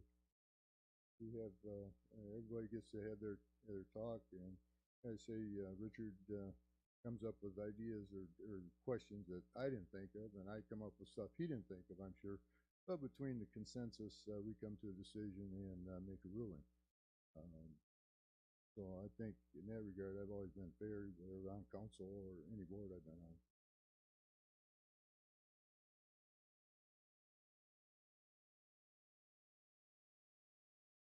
And looking for the expertise that you have, you're being on the construction board and zoning board, you're familiar with the zones and zoning issues and the construction. You are a business owner, you're tied to this community, lifelong resident. One thing I'd like to point out also, I don't know if I put it on the application.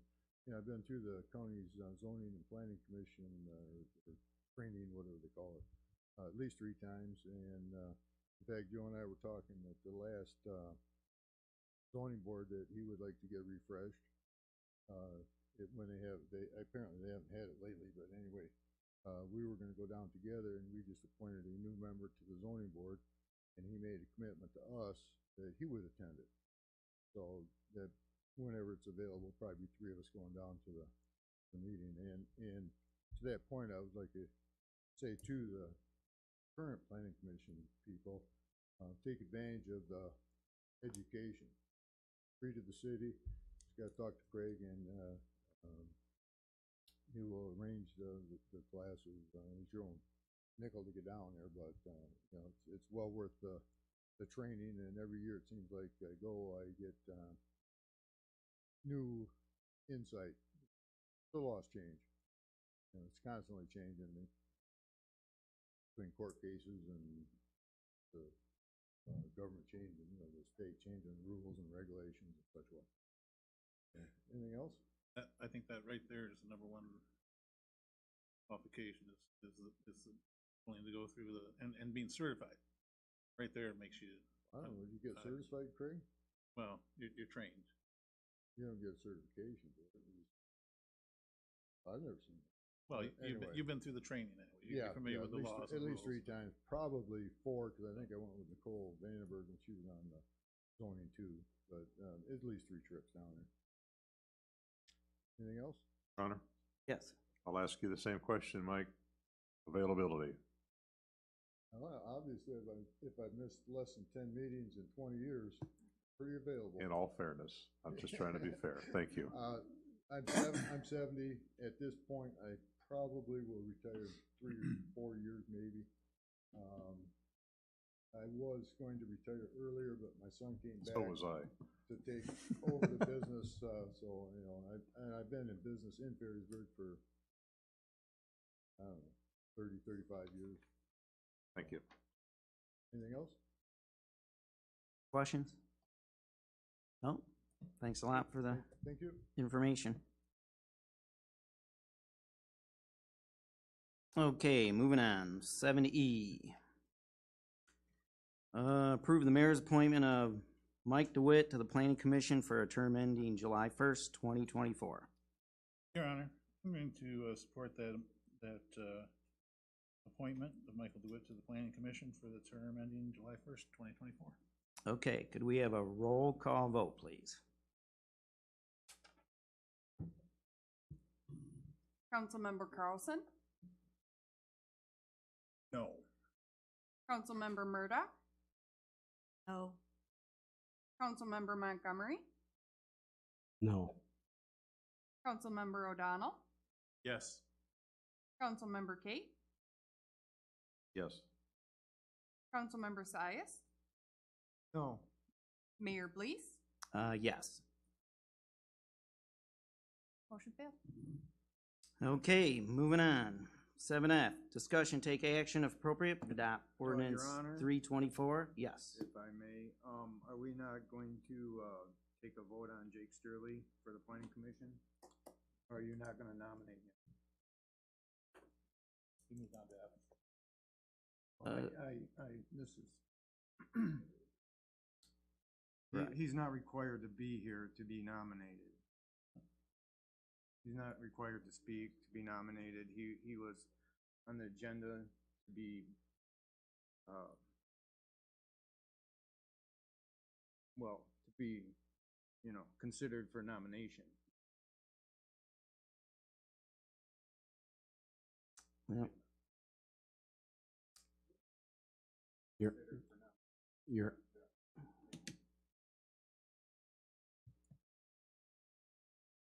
Your Honor, it's concerning, the image it's setting with no, this, I mean, we have a goal in our city of getting new members on our boards and commissions. We have, you know, 2 applicants that are already, very involved in our community and are on boards. We have the opportunity, to add a 3rd.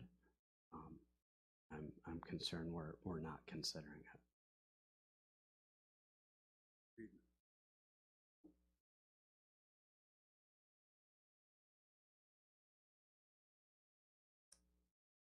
Well, yep. We're moving on to item F. It's Bill. No. Jonas is still in the, there's a vacancy.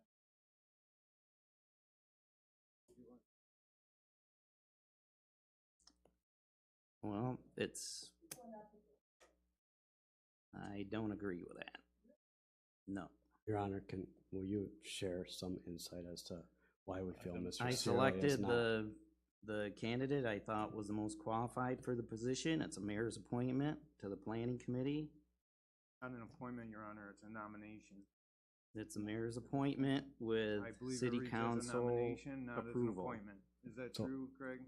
If the city council doesn't approve my appointment, It's then it not an moves on. appointment, Your Honor, it's a Your- nomination. Your Honor, at this point, you've chosen to nominate essentially anyone but Mr. Cirilli. So I'm concerned just the reasoning behind it. Well, It's sending a negative image to our citizens. we've had, you know, 2 other candidates that the planning commission bypassed also, Joe Lyons and Mike DeWitt. Sometimes we're not gonna agree. And right now, I don't agree with that appointment. City council didn't like my 2 appointments, and we're gonna have to wait until we can agree on an appointment for that committee. So are we to, Mike Sterling was approved by the plan. They voted for him. It was their recommendation, correct? Exactly. One of the recommendations was down by 6. Your Honor, will you share why we're going against what the planning commission is recommending? I picked the, I picked the most qualified candidate for that position. Council just doesn't agree with me.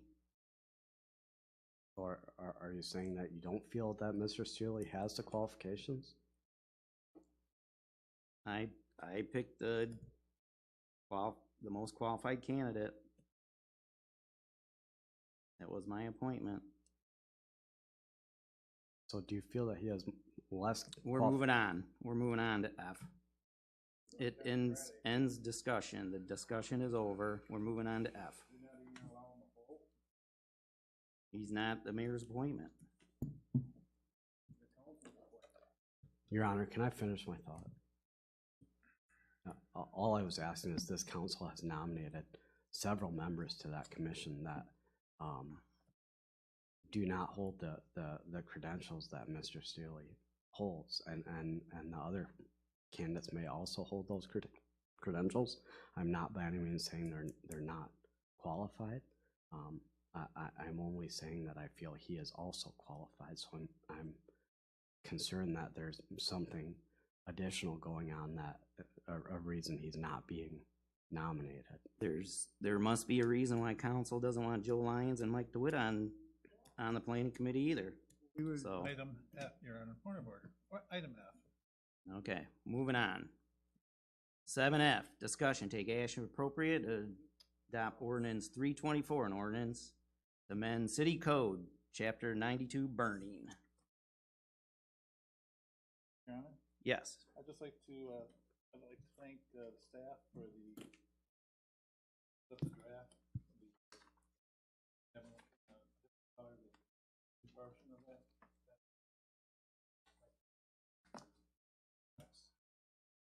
Makes it a lot better.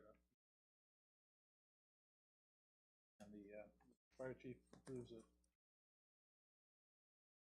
I'm gonna make a motion that we adopt ordinance number 324 to amend the city code, chapter 92, burning. Motion support. Further discussion? Hearing none, all in favor say aye. Aye. Aye.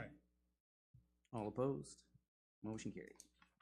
G, discussion, take action if appropriate to participate in the Coastal Community Resilience Matching Grant Program. Craig, you have information on this? So in your packet was some information from a company called LIAA to do a shoreline study for the Great Lakes. They've been working with Spring Lake Township and putting this quote together. Spring Lake Township reached out to the village of Spring Lake and Ferrysburg to see if there was interest in joining this study. Spring Lake Village has indicated they are not going to participate at this time, and so they're asking Ferrysburg to participate. And so the quote said it would be a $30,000 study. With the 2 communities, it would be a $15,000 study. A grant would pay for half of it, $7,500. The 2 remaining communities would pay the $3,750. And so the ask is for Ferrysburg to join in the study and at a cost of $3,750.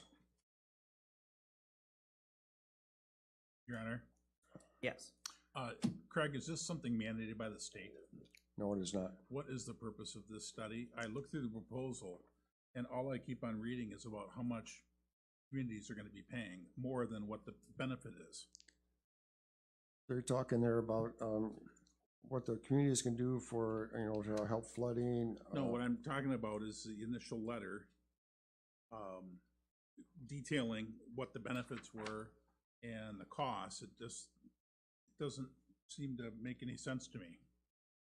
What's the benefit? Just to have some information on these items that they're proposing on, the flood hazard mapping and so forth. I wasn't involved in this. This just got brought out to the city, a week ago. So, my recommendation is, I'm not sure we need to participate. Our shorelines are already developed. That's what I thought. And it has no relationship to our mandated stormwater runoff No. deal. Yeah, Very good. Your Honor, that was my question. Is this any different from the Elgro and all the stormwater runoff?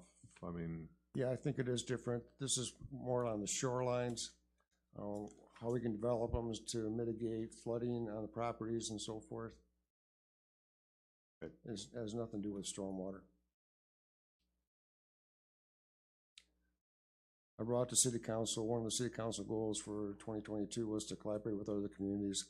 That is why I brought it to the city council, see if there's interest in participating in this study. Yes. I'd just like to point out, this is a nonprofit group, and they're asking for a cash payment, which I highly suspect. And also, again, I don't see any benefit to our residents. No return, because I don't think that most of what they provide, the services they provide, we already receive. So it would be, to me, a waste of money.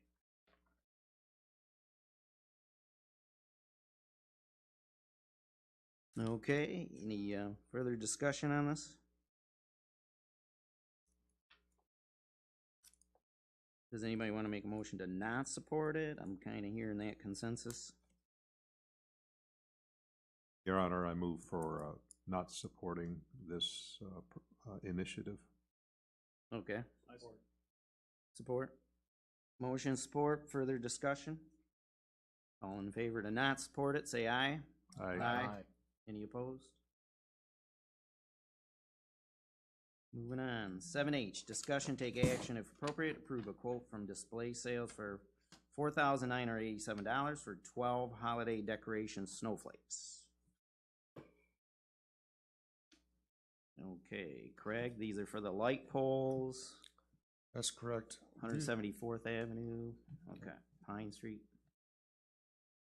The beautification over the last 3 or 4 years have decorated the streetlight poles during the holiday season with lighted garland and red ribbon. It cost about $2,700 last year for the city to do that, 60 streetlight poles. So the Beautification Commission has been discussing ways to not have that reoccurring cost every year of putting up lighted garland. And so they want to do is put up the lighted snowflakes on a number of streetlight poles, and the remaining streetlight poles will get the red ribbon. They chose the snowflakes, so it was something that can go up during the winter and stay up, past Christmas season, and maybe through the month of January, and just give some decoration to the streetlight poles in the city. Okay. Yes. Yes, they are. Yep. Hunter, Yes. question for Craig. What budget will this come out of? Community promotion. And we have that money in there currently? There's not a specific line item for holiday decorations, but there is money in there to pay for this. One of the line items in the community budget was for banners. We probably won't do that this year, so we'll use that money for the snowflakes if approved. Your Honor? Okay. I'd like to make a motion to approve the quote from Display Sales for the $4,987 for 12 holiday decoration snowflakes. Okay, got a motion, any support? Motion support. Any further discussion? Your Honor? Yes. Craig, have we gotten additional quotes for these? We looked at catalogs from different companies that supply the stuff. These are the ones that's chosen. And these will match the 4 that had already been purchased, or the 16 that had already been purchased by the city. Are they LED? Yes, they are.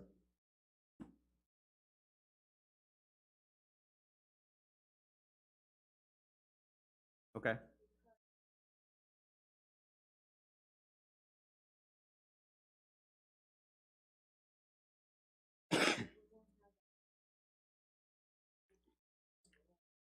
We'll see it. We'll see a savings in 2024.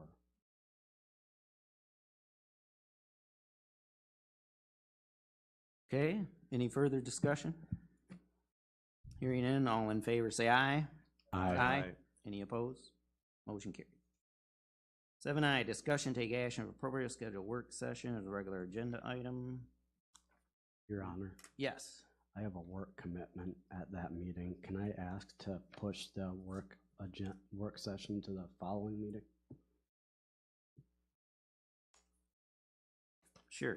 Are you guys okay with that? To push it to the next meeting? August 15th? Your Honor, Yes. in relationship to this, I take it that this has moved out of whatever board or commission has been handling it, and we have to make a decision. And why, if that's the case, why is it a work session if we don't have to make a decision?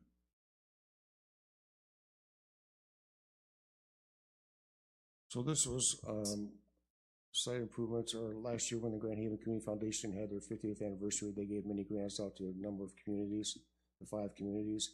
And Ferrysburg selected the project to do site improvements at the historical marker for Hezekiah Smith. And so the former mayor was very involved in getting that grant and putting it together. And she's no longer involved with this project, so it needs to go to someplace. So I thought I'd bring it to City Council as a work session item, see if they want to take care of it, design a site plan, or hire somebody, or kick it to another committee or board. Your Honor, Yeah. would it be appropriate to direct staff to just get quotes for the landscaping?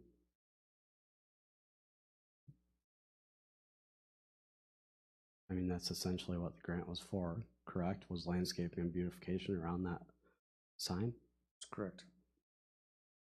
I guess I'm not sure what more we'll talk about in the work session, other than directing staff to get a quote. Maybe part of that work session can be reviewing quotes.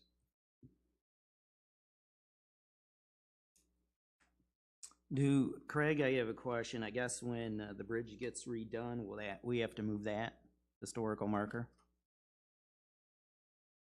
I don't know the answer to that. Maybe. In fact, I just had some dialogue with them about, about the lift station there and everything. So they know the lift station's there and the marker's on the other side of that. So they can't move the lift station. So I'm thinking the marker's going to be safe. Okay. Okay. Was there anything else we were going to put on that work session, like that speed bumps, or are we doing quotes on speed bumps, or? I'll get some information for the speed bumps and bring to City Council. Okay. Anything else you guys want to add for the work session? And that'll be August 15th? I don't know if you want, Your Honor. Yes. Your Honor. Oh, go ahead, Tim. There was a concern brought up by by some residents at the 4th of July parade that we might want to discuss. At there's some protesters or demonstrators, somebody that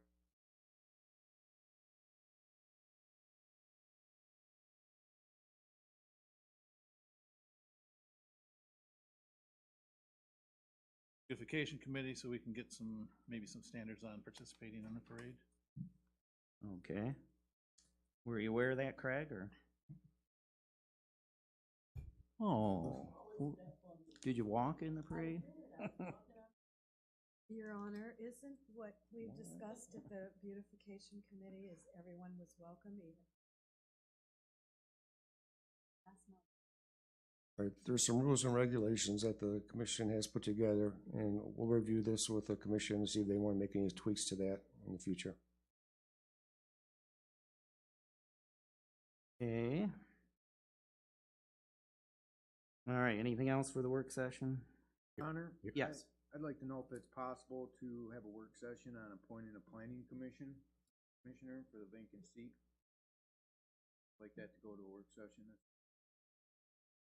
Okay.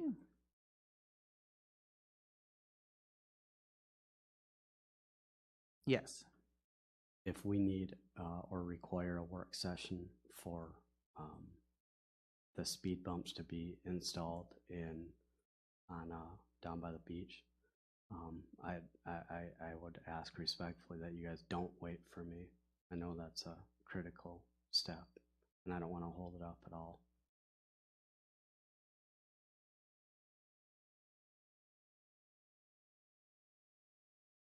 Okay. Do you, Craig, want to, I mean, do we have enough information to put it on an agenda item for like cost of speed bumps? We don't have any of that information yet. Will it require a work session, or can we just direct city staff to get that design and quote for us? I think city council directed staff to get quotes and work with the traffic engineer for replacement of the speed bumps. Once they have the cost on that, I'll bring it to city council. And that can just be an agenda item, correct, Your Honor? Yeah. Yeah, we don't necessarily have to do a work session on it then. Okay. All right. But should we still move the work session then to the 15th or keep it on the 1st? If you're willing, I would make a motion to, schedule a work session as a regular agenda item on August 15th, 2022. 15? Okay. Your Honor. Yeah. This is a reference change. Fire department training.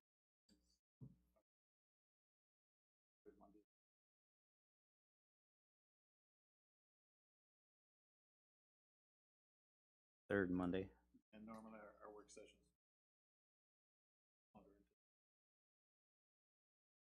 That was why the change, but if the rest.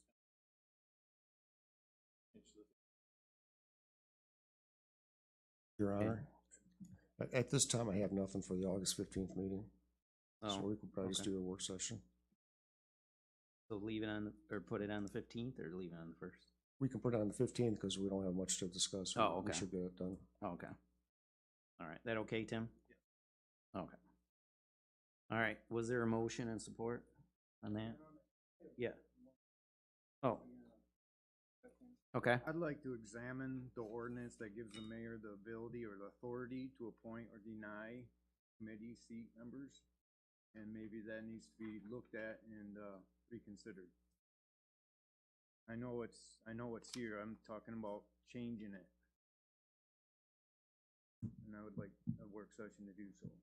Okay. So Your Honor, for a work session on August 15th, it was just to review the process to appoint a planning commission member. And I'll give all this information for you. That as well, I want that, and I'd like to examine the ordinance that gives the mayor the authority to appoint or deny a committee seat member.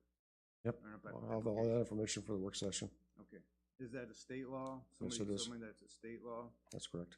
Can we override that as a city, or No, we are cannot. we bound to those? Correct. Well, then I guess there's no need for a work session on it then. Not wasting time. There was something about the parade, Craig. Something parade attendees. I'd like to bring that to the beautification commission first. Oh, so they can- beautification first. Okay. Okay. Okay. So what's the topic? What? Yeah. What was the topic for the work session? Was it? Okay. There wasn't anything in there? Okay. Okay, thank you. Okay. All right, 8, public comments. This guy wanted to go earlier, so Dr. Nick, we'll put him, and then Lisa, you're next. For one reason, I did not know you were gonna talk about renewable energy, solar, BLP. I came here for the speed bumps. Two things. In medicine, there's a term, it's called reps ipsa loquitur. The facts speak for themselves. Should be honored you have solar cells on your roof. on roof there, good job, whoever decided on that. The other thing is that why would a doctor, anesthesia is defined by boredom interspersed by moments of stark terror. After 30 years, so because of the boredom, I started two companies. One was Power by Sun. I think you have a pretty good idea what that we do. Now, I'm not here to solicit. Believe me, I had no idea you were going to talk about it. None. Zero, zip, nada. I have no relationship to Mr. Cotton whatsoever. The other company is Harding Energy Batteries. Two big issues now in Ukraine, which is on everybody's mind. It's food, energy. And BLP right now needs, and I'm not here presenting to them, needs all the help they can get. The reason being is because of the iterations of life, there's no generation within their system. For the first time in over 100 years. Okay? I know Dave Walters very well. He's a very wonderful guy. They're lucky to have him. He's got a big task at him because he's got to buy that power outside of the system.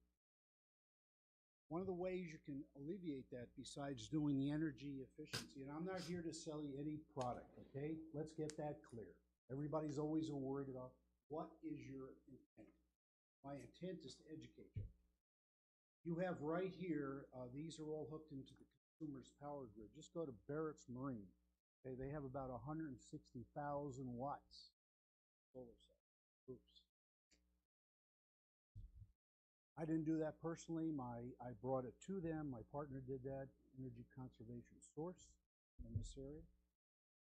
We also did another project, just go up Old Grand Haven Road. There's several large projects up there. One is Smart Vision Lights, right across from the consumer's power plate. Garages, that's 300,000.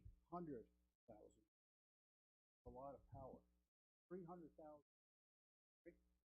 I was just on a roof the other day in Grand Rapids, a project we're working on with Energy Conservation Source.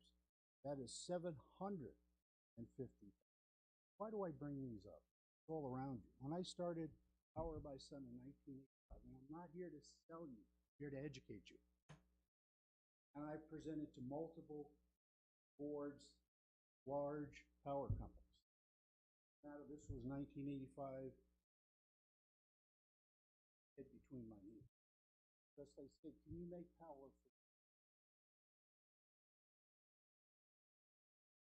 for $20 a watt? That's about 50, 60, 70 cents. So everything's changed. Solar cells, I'm here to sell you solar cells. I'm here to educate you. Solar cells are the cheapest energy space of it. Solar cells that are coming out now, these are American made. They're coming out at 1 to 2 cents per kilowatt hour. So if you think everybody, all these power companies are going to solar, I'm not going to talk about wind. I know nothing about wind. I have no great respect for wind at all. They're going into it not for environmental reasons. Secondary gain. It's money, folks. If it's the cheapest power in the world to make, that's why they're going, and they're going big time. Why do you think all these power plants are closing? You have to have baseline power, that's nuclear energy. If anybody doesn't like it, and natural gas. Everybody thinks that the energy is going to be stored better. Right? So, why is solar so cheap? This is a podium, so I'm going to be on the podium here. God gives you sunlight. More than you could ever use in a lifetime. No fuel. There's no water. There's no breakdown. There's no maintenance. You know how we monitor the field? We're not there. There's nobody in the field. We monitor in our computer office. We know all our different systems. We know exactly second to second how much power is being. So you'd be doing them a favor to consider what Mr. Cotton said. I'm not here to represent him. I had by total serendipity, he was here. Because Michigan is a power island. Anybody know what that means? You have what, 3,000, 4,000 almost linear feet of coastline? Where are you going to bring the lines? You're in Kansas, Missouri, North Dakota, South Dakota. They're constantly moving power back border to border. The only state that doesn't do that is Texas. Texas is not part of FERC, Federal Electric Regulatory. Know who they share power with? Mexico's got a little sunlight.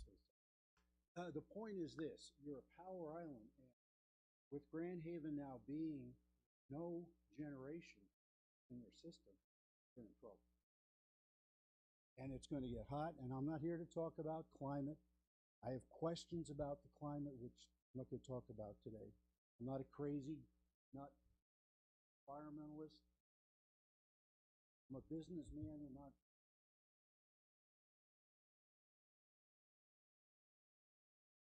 I didn't make this country. I just came along for the ride.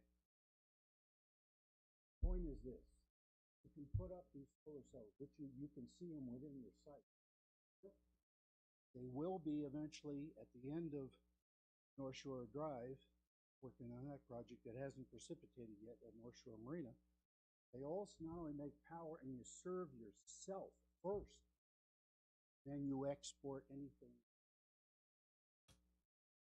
But you also stabilize. Think of it as a river, tributaries coming in instead of water going out of the river. Okay, all right. What you're seeing here is a revolution.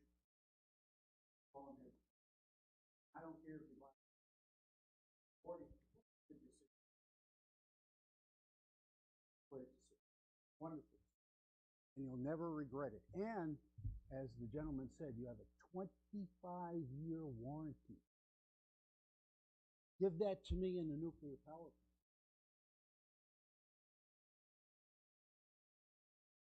They're inefficient, the one in Grand Haven, and it's old.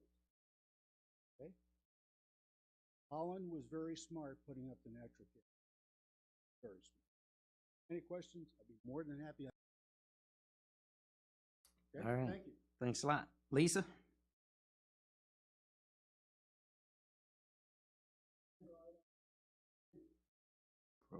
Lisa Royce, 17700 Navajo, and I will not be stopped at 5 minutes because I know you're dying to stop me, Mr. O'Donnell. Plus, I would like to ask you a question. Are you pro-choice?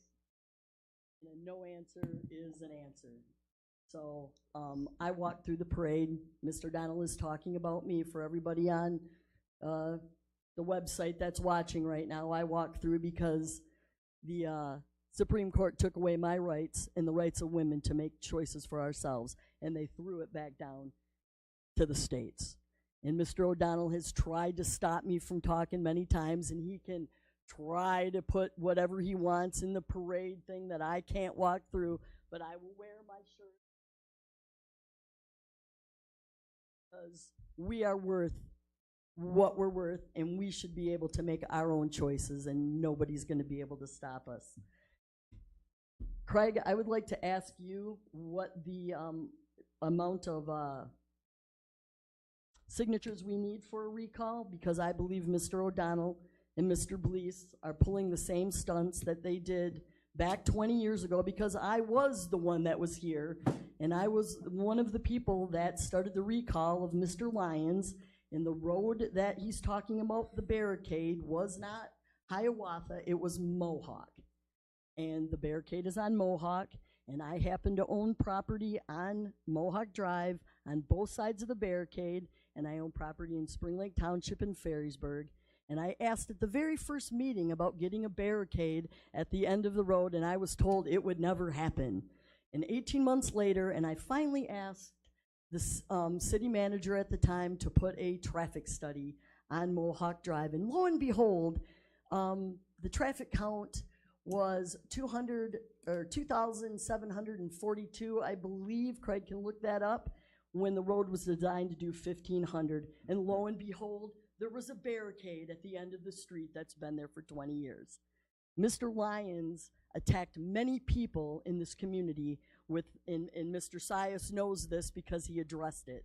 And he has gone after lots of people on Facebook with awful, awful stuff. So, Mr. Blees, you have a duty to bring Mr. Sturley up for a vote. You are not a one-man show. The Planning Commission brought you somebody up there, and you need to put it up there so the majority of the people, it is a majority rule here. And if you're going to do what's good for the best of the community, because we don't want to go back to that, but we can. I know how to do it. I'm quite efficient at doing it. We're not going to go backwards. We don't want to have this. We would rather have quiet meetings. Roger knows what happened then. He's probably one of the people that does remember. We've gone through it. I had the police sitting just like these poor people that are dealing with it on North Shore. That's what Mohawk Drive was when they put Woodland Ridge in. It was something that Spring Lake Township did to Ferrysburg that we had no control over. And I went to meeting after meeting after meeting for years at both places, twice a month, all the time. I had a daycare on the corner. I did it to protect children, not for anything with my own best interest. And I still live on the busiest corner in the neighborhood. But now the neighborhood is safe again. Kids can play outside because the city finally took action, because you do have safety, health, and welfare of all neighborhoods. And I hope you come up with a great solution for those people, because we do know what they're going through. I don't know if it's permanent speed bumps because of our winter. I don't know, but they need relief, and the city should be doing it. I don't know Mr. Surley, and I know that the two of you have a problem with the bridge, with the past city council. But you know what? The majority of the people wanted that to happen, and now look, the bridge is going to get repaired.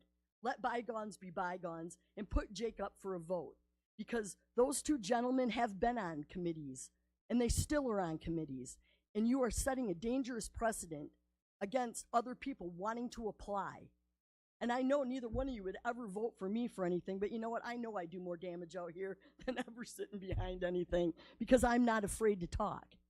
And I'm not afraid, and you will never silence me, no matter how much you try. You can have the beautification committee can do anything. You should see, I have shirts fight for my rights and the rights of all women. So we will not go backwards. We already set our clocks back 100 years because the Supreme Court lied under oath to get those spots. But you know what? We're resilient, and we'll stand forward. And I bet you wish you didn't let the doctor speak before me, because you couldn't cut me off in 3 minutes, because I'm sure you would have loved to do that. Yes. If you'd like to serve on the Kitchelinka-Stern Dunesburg, I'd be more than happy to approve you.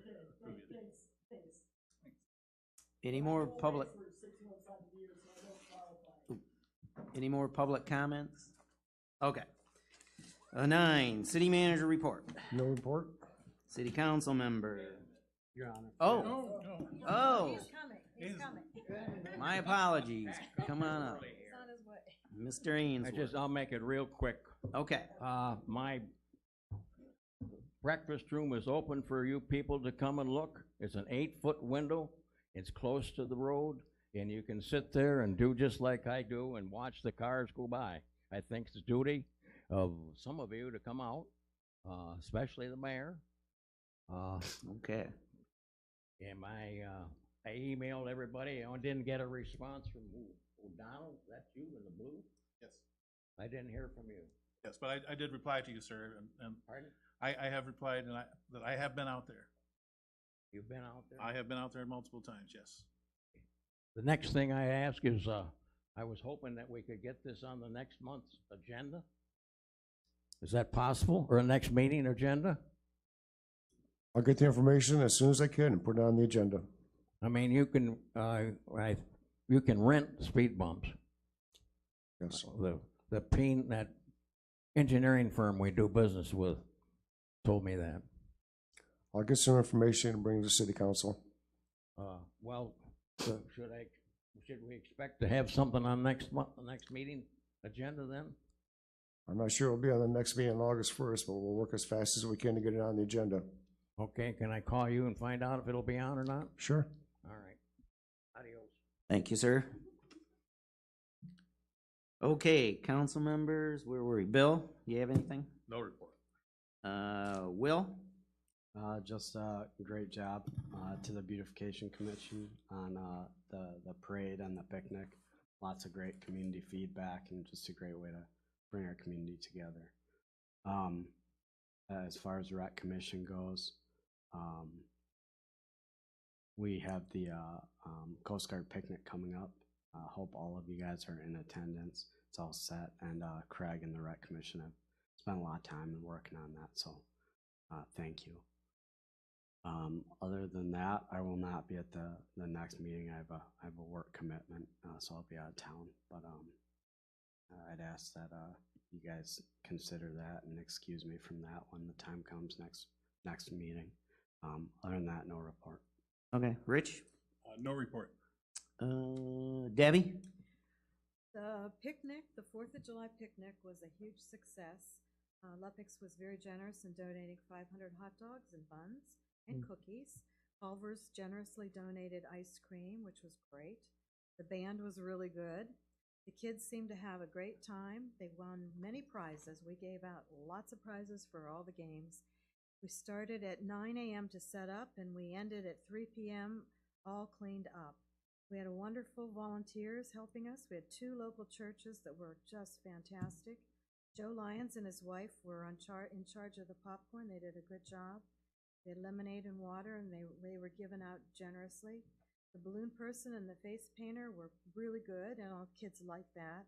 And the craft table was a big hit. In general, the 4th of July parade 2022 was well attended and went off good. All right, cool. It's a lot of work. Yeah. Yep. Your Honor. yeah. Your Honor. Yes, Will. Councilman Kate and I will need nicer hair nuts next year. Oh, okay. I wrote that down somewhere. I don't remember, but yeah. Yep, I wrote that down. Maybe a Ferrysburg brand of one. Jerry? Just like to thank the Beautification Committee for the July 4th celebrations. You did an outstanding job as usual, and that's it. Okay, Tim?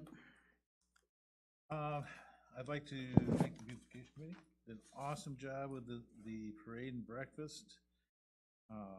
Many people that came up and said that they missed the last couple of years, and they were very, very happy that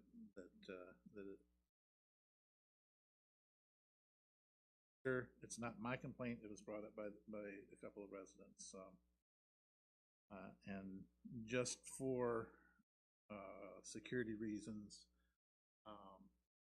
I think that should be addressed so we know who to let into the parade, who's allowed, just basically for security reasons, not to suppress anybody's free speech or anything.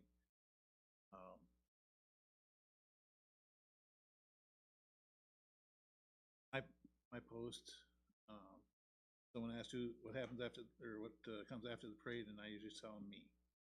Well, on the last one down the street, I'm blocking down here at Ridge and 174th to protect.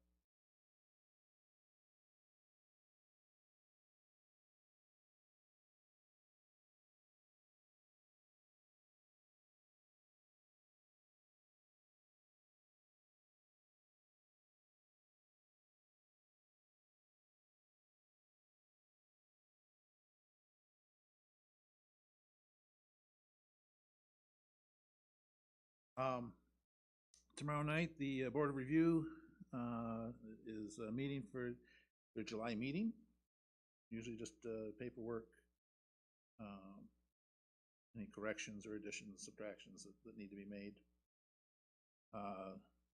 Mayor Blease asked me to attend the change of command for the Sector Field Office in Grand Haven for the Coast Guard, and I attended that on, did I attend that Wednesday?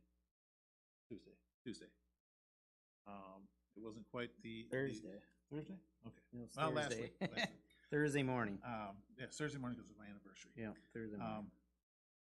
But it's always an honor to attend, and the both the sector commander from the 9th District was there, and the new commander and the outgoing commander, and they were both very appreciative of attendance and representing Ferrysburg. And I anytime I get a chance to represent Ferrysburg, I take it.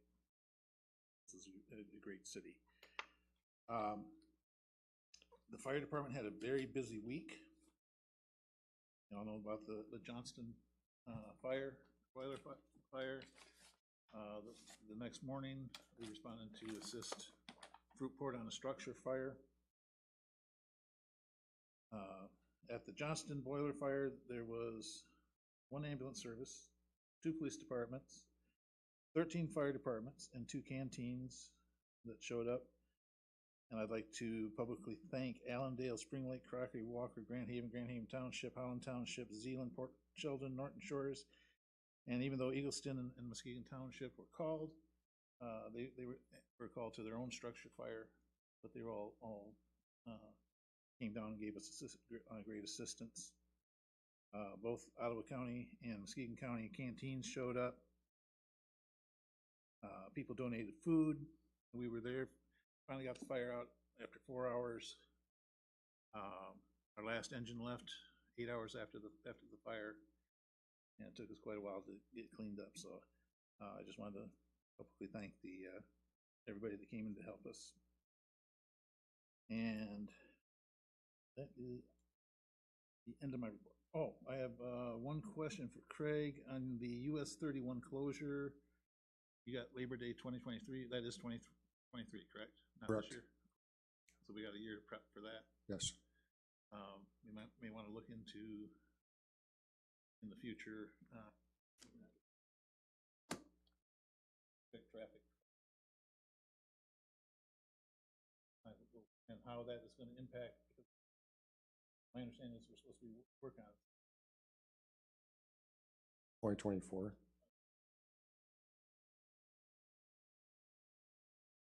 Yep.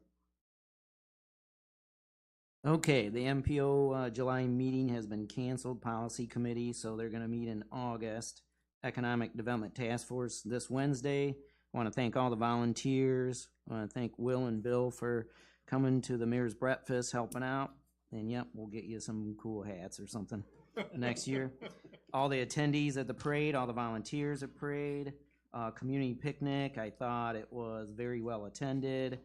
And a lot of comments I got were, yeah, they were glad to be back after 2 years off, so. And a report, motion to adjourn.